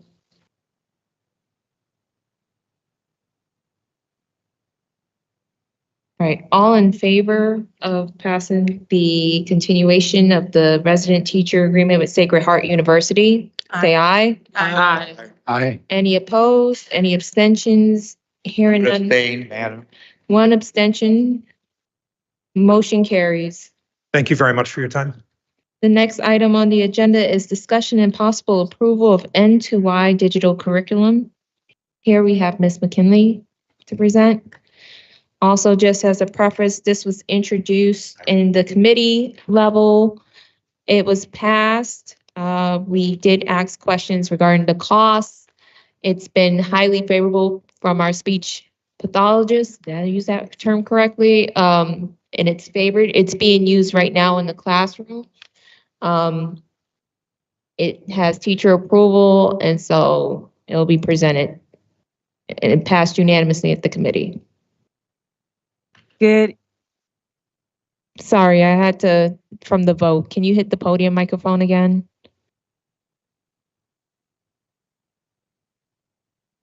Did I do? Yes. Okay. Good evening, Madam Chairman and Madam Chair, Board and Superintendent. This N2Y is a resource that our speech language pathologists and occupational therapists use for our students who have communication and language deficits. They use this to build visuals, which can be used with high tech and low tech for our students to communicate. We are asking that you vote to approve the contract. It's basically for licenses, and again, it's used by our speech language pathologist and our occupational therapist. The last time that this was renewed was in 2021 for 3 years. And as you can see, the cost in between 2021 and now has reduced. It's a better cost ratio if we renew for 3 years. So we're actually saving a little over $8,000. And again, It is highly favorable, not only for our teachers, it's also used in classrooms for students who do have language and communicate verbally as well. Okay, Ms. Perez, you have your hands up. My question was what you just said. I was going to ask you if it's used in the classrooms for that purpose. So I have no questions, so I can make the motion to approve the N2Y digital curriculum. There's been a motion to approve the N2Y digital curriculum made by Ms. Perez. Is there a second? It's been seconded by Mr. Sokolovic. We're now in debate. The maker of the motion has the opportunity to speak first regarding the motion made. Ms. Perez. Ms. Perez has no comment. Mr. Traber, your hands is up. Yes, my hand is up, and I don't know why we've just shifted to moving to debate versus letting us ask questions. I note that in the last two items that you have done so, Madam Chair. I guess because the public has pretty much left that you've gone adversarial, but I'm going forward with a question. Ms. McKinley, I appreciate your presentation. I did my research today, and I want to say that I have asked a representative of the union to stay here just for this purpose. She's here in case there was any need. But the union people that I've spoken with today also concur this is a useful program to have and are prepared to assert that if necessary. This is a good program, and I would support this motion too. Okay, seeing no other hands up in debate. And since the room is pretty much empty, all in favor of passing the N2Y digital curriculum, if you could just say it out loud. Aye. Any opposed? Any abstentions? Hearing none, motion carries unanimously. The next item on the agenda is discussion and possible approval to renew subscription with Thought Exchange. We have Dr. Avery. Oh, sorry, Dr. Avery, 1 second. Hit the button for the podium. Thank you. Good evening, Madam Chair, Superintendent Dr. Levy David, members of the board. I come before you to bring forth the renewal for subscription of Thought Exchange. Thought Exchange is a program that we've used this year to get input from the public. One of the things that is important about this tool is that last year was the first year that we've used Thought Exchange in the district. We would like to extend Thought Exchange usage to the campus levels as well moving forward. And so that's one of the things that we will be doing is training principals at the campus level to be able to engage families with the program. So I also have Mohammed Hassan online, and he's going to give you an overview of some of the projects that we use Thought Exchange for this year and answer any questions that you may have. Mohammed? Evening, Dr. Avery. Can you hear me okay? Yes, sir. And can I request to have screen share permission? Could I share my screen? Share the screen. We're going to share the screen, please. 1 second, we're going to give you access.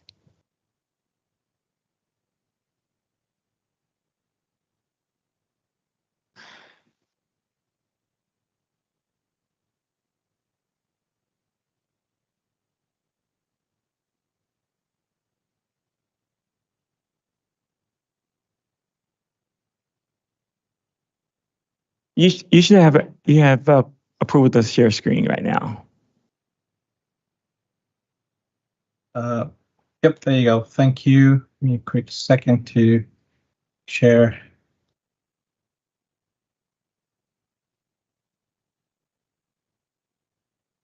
Can I confirm everyone's seeing my screen? Yes. Yes. Awesome. Okay. Evening, Madam Chair, Superintendent, and the board. Thank you for having me here today. My name is Mohammed Hassan. I work at Thought Exchange as a customer success manager.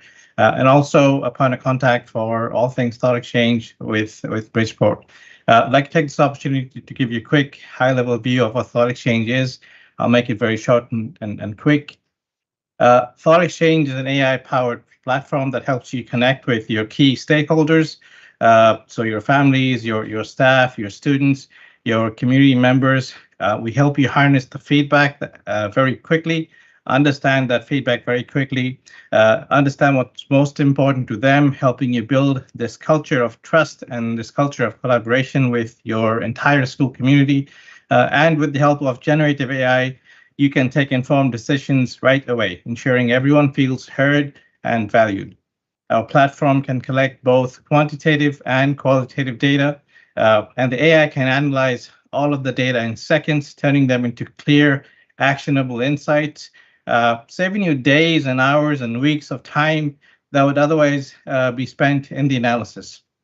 Our AI can even customize action plans tailored to your district's needs, to your unique needs of your district, helping you make those decisions that are aligned to your district. To give you a quick snapshot of some of the things we did last year, basically we engaged over 9,000 participants in the short time that we worked together with Bridgeport. And on an average, you've seen that each participant engaged for about 7 minutes. So if we translate that online scaled engagement into in-person meetings or in-person engagement like focus groups or town halls or places like this, we noticed that we saved you over 63,000 minutes, about over 1,000 hours, and over 131 workdays. And finally, I want to give you a quick snapshot of one of the engagements that we did last year. This was with the staff of Bridgeport. We've had about more than 1,200 people respond to the survey. This was around the school calendar, preparing and making the building school calendar for the following year. And as a result, some of the emergent topics and themes that resulted from the discussions and the feedback from everyone was around job classification, calendar preferences, so on and so forth. It was equitable because we were able to get the diverse perspectives of all sorts of staff within the district. And then within seconds as well, the AI was able to give you some very high-level insights into what people are talking about. But this being the tip of the iceberg, because with our reports, you're able to analyze, get those deeper insights, nuances into subgroups of people and understand what exactly everyone is saying and take those instant actions very, very swiftly. That said, that is the end of my presentation. I'm here to request for the approval of the renewal of the contract with Bridgeport and Thought Exchange, giving you back the floor for questions, if any. I'll stop sharing. The first hand I see up is Mr. Traber. Yes, I have some questions. Let's start with the last sheet that you just showed us. Yes, sir. I see under equity that you engaged 12,031 people, and of that, 1,099 or 89% completed. And of those people, they were pretty much all certified people. So you did not engage the parents, you did not engage the staff members that were not certified. So that was one example of a survey that was not used with the overwhelming majority of the school community. So do you have another example where we engage the school community at a broader level? Sir, thank you for your question. That is really a good question. I don't have an example right now offhand, just because I was requested to keep the presentation short. I just picked one example. If there is a question, if I can just clarify, so from the 1,231 people who responded, it means that everybody jumped in, that those many people jumped in the survey, and not everybody went through to seeing the completion of the survey, hence the 89% completion rate. I understand that 232 people didn't complete the survey. Right. But I just wanted to be clear. I remember that one. And the next question I wanted to ask was, my recollection is we used your service for the calendar. I remember that. We had a problem because a calendar was proposed that hadn't been surveyed by the employees. And so we went back and did a survey of the certified staff. We didn't really survey the non-certified staff or the parents. And there was some concern among the board members that we should have surveyed more than just the certified staff. So I'm just raising it here as to whether or not there was any discussion. And in this survey, did you employ that mechanism that I saw in the most recent survey where people were allowed to feed off of other responses? Was that mechanism used in this calendar survey? So Thought Exchange has multiple different types of engagement tools, and depending on the type of engagement that the district needs, the district has full autonomy to use the platform. They have license for the platform, and they're able to use the platform in any shape or form as it seems necessary. I apologize, sir, but it's just a yes or no question. No, so the survey, the staff survey was just a survey. It was a one-way communication where people would respond. The most recent one was an exchange. Okay, so that we did not employ. I was on the board when we chose to go with your service, and one of the selling points was that unique feature that allowed people to respond not only to the initial question, but to then engage the community in basically a dialogue with other people's questions, answers to the initial question, which I know was done in the most recent survey a few weeks ago. And so I was wondering, are there any other surveys that we did with your service this year that engaged that feature? Dr. Avery, Yeah, I don't care, Mr. Avery, if you want to answer that question. Did we use that feature any other time this year?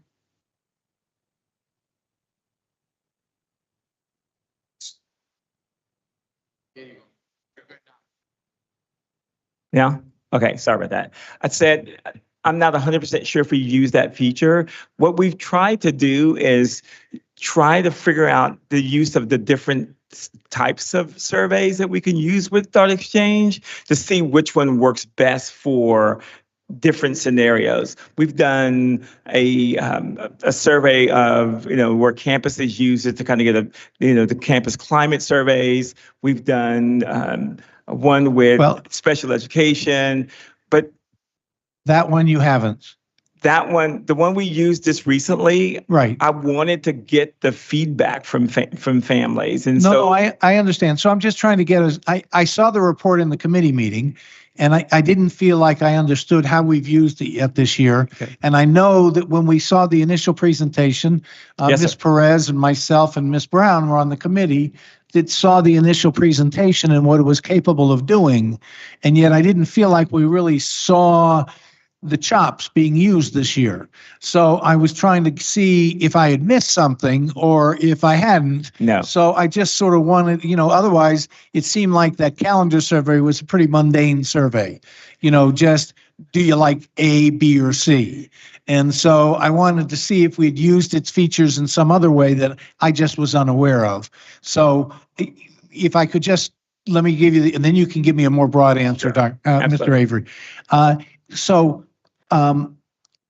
Where else, what other surveys might I have missed this year that you could give me the broader picture? I know of the calendar survey and I know of the more recent survey. What other surveys did we use it on this year? Mohammed, did you have a list of the ones that we completed this year? It's in the system. I don't have that in front of me. Yeah, I will share my screen again. Give me 1 second, quick second here.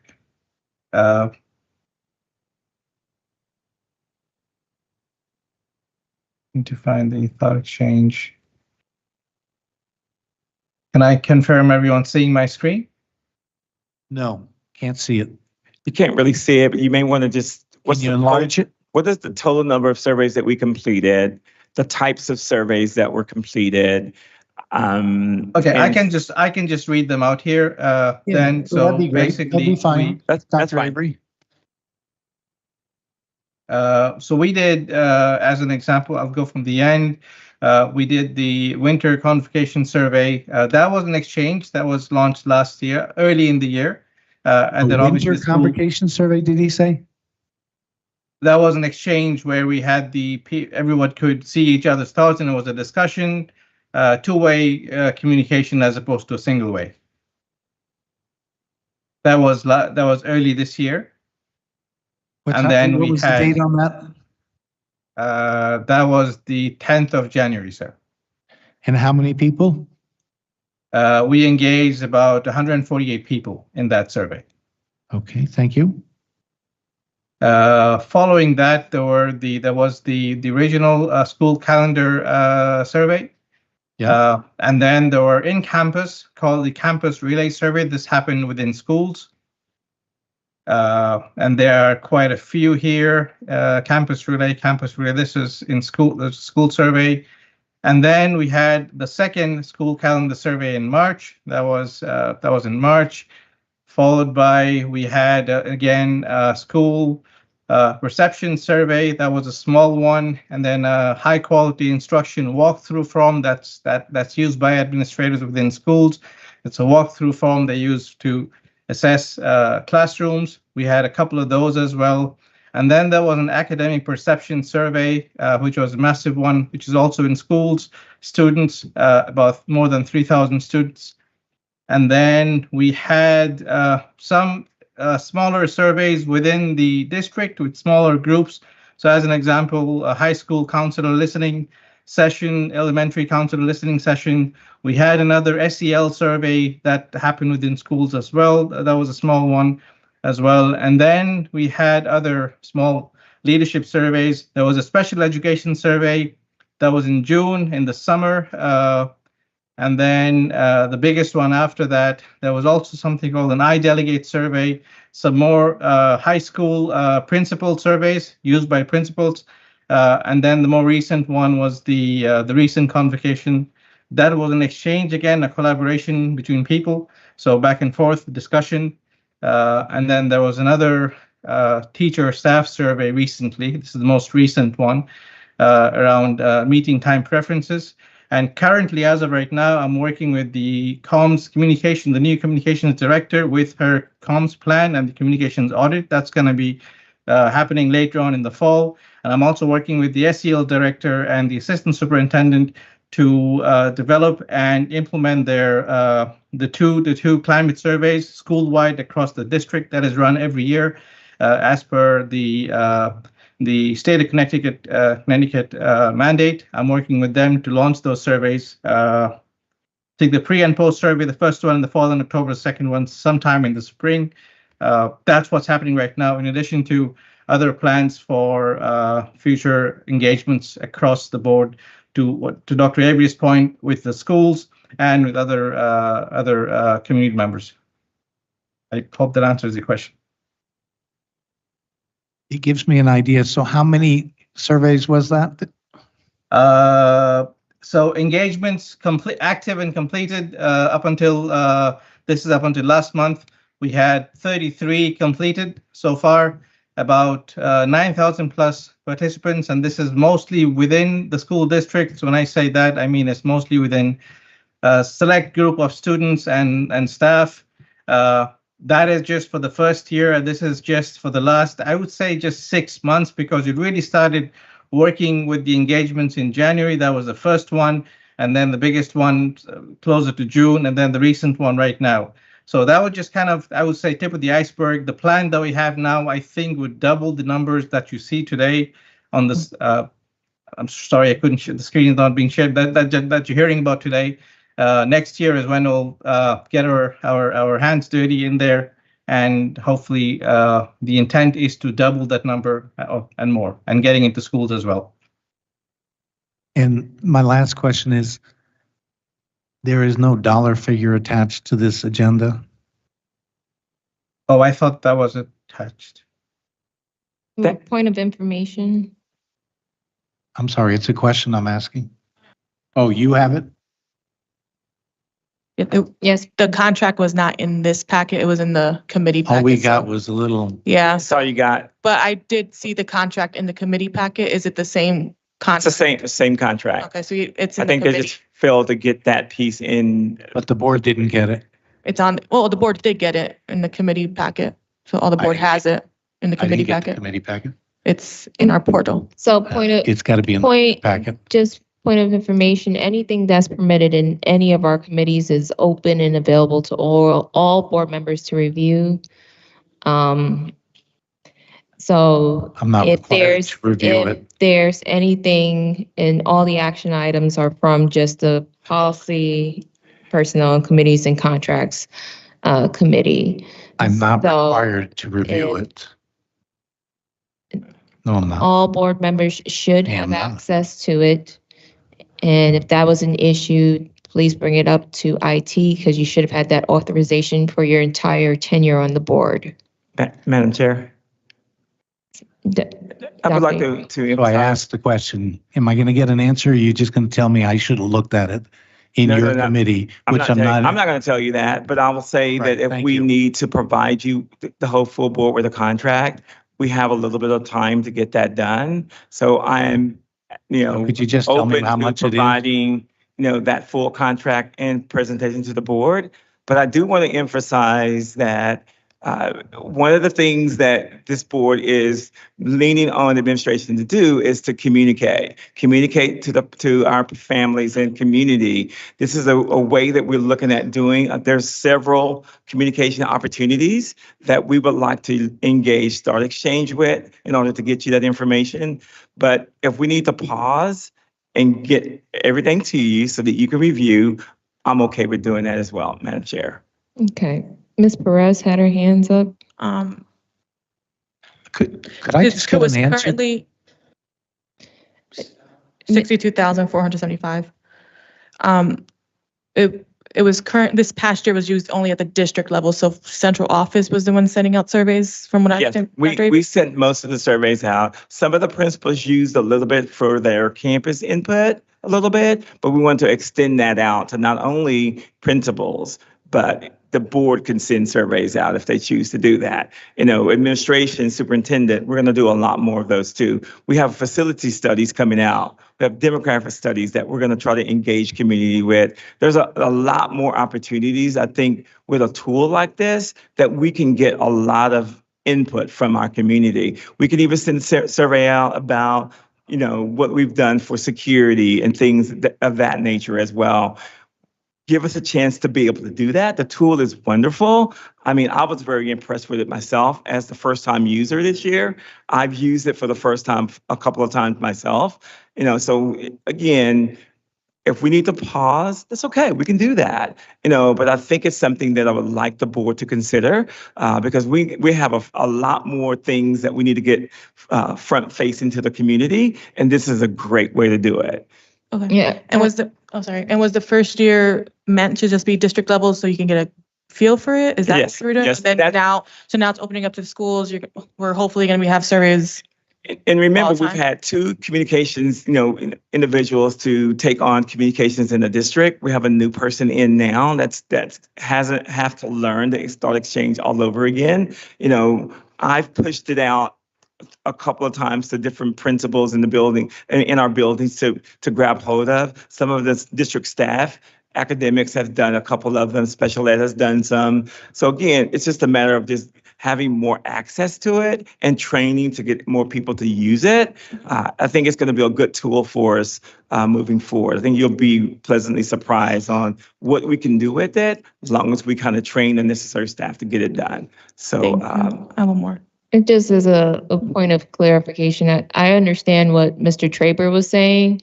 I don't think there's anyone opposed to it.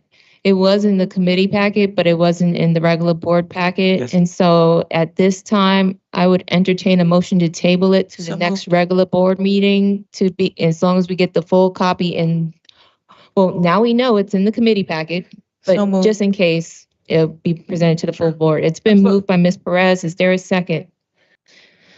It's been seconded by Mr. Benahan.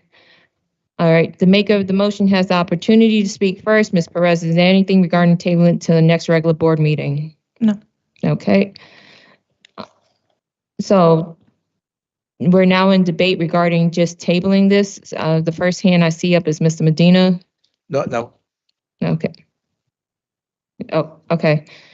I don't see any hands up regarding tabling this item. So all in favor of tabling this to the next regular board meeting, say aye. Aye. Any opposed? Any abstentions? This will be addressed once the every board member has full access in the regular meeting portal. Thank you, Mohammed. Thank you. Thank you, everyone. Good The night. next item on the agenda, which I did bring up during my committee report, is discussion and possible approval of the lease agreement between the Archdiocese and the Bridgeport Board of Education School for St. Peter's. I see hands up already because I had suggested that it's tabled to the next meeting. I'll entertain to see what the hands up is for. I'm willing to move to table. I just wasn't sure I understood you before. Oh, So I moved to table. yeah, there's still debate regarding subsection 5 in the agreement, and so it's to allow legal. So I moved to table. Okay, so it's been moved to table to the next regular board meeting. It's been moved by Mr. Traber, seconded by Ms. Perez. We're in debate. Any debate regarding tabling it? Hearing none. All in favor, say aye. Aye. Any opposed? Any abstentions? Hearing none. It's one abstention by Mr. Medina. Ms. Perez made a motion to adjourn. Is there a second? It's been seconded by Ms. Casimir. All in favor to adjourn, say aye. Aye. Any opposed? Any abstentions? Hearing none, motion carries unanimously. The time now is 10:11 p.m. The meeting has ended. Have a good night.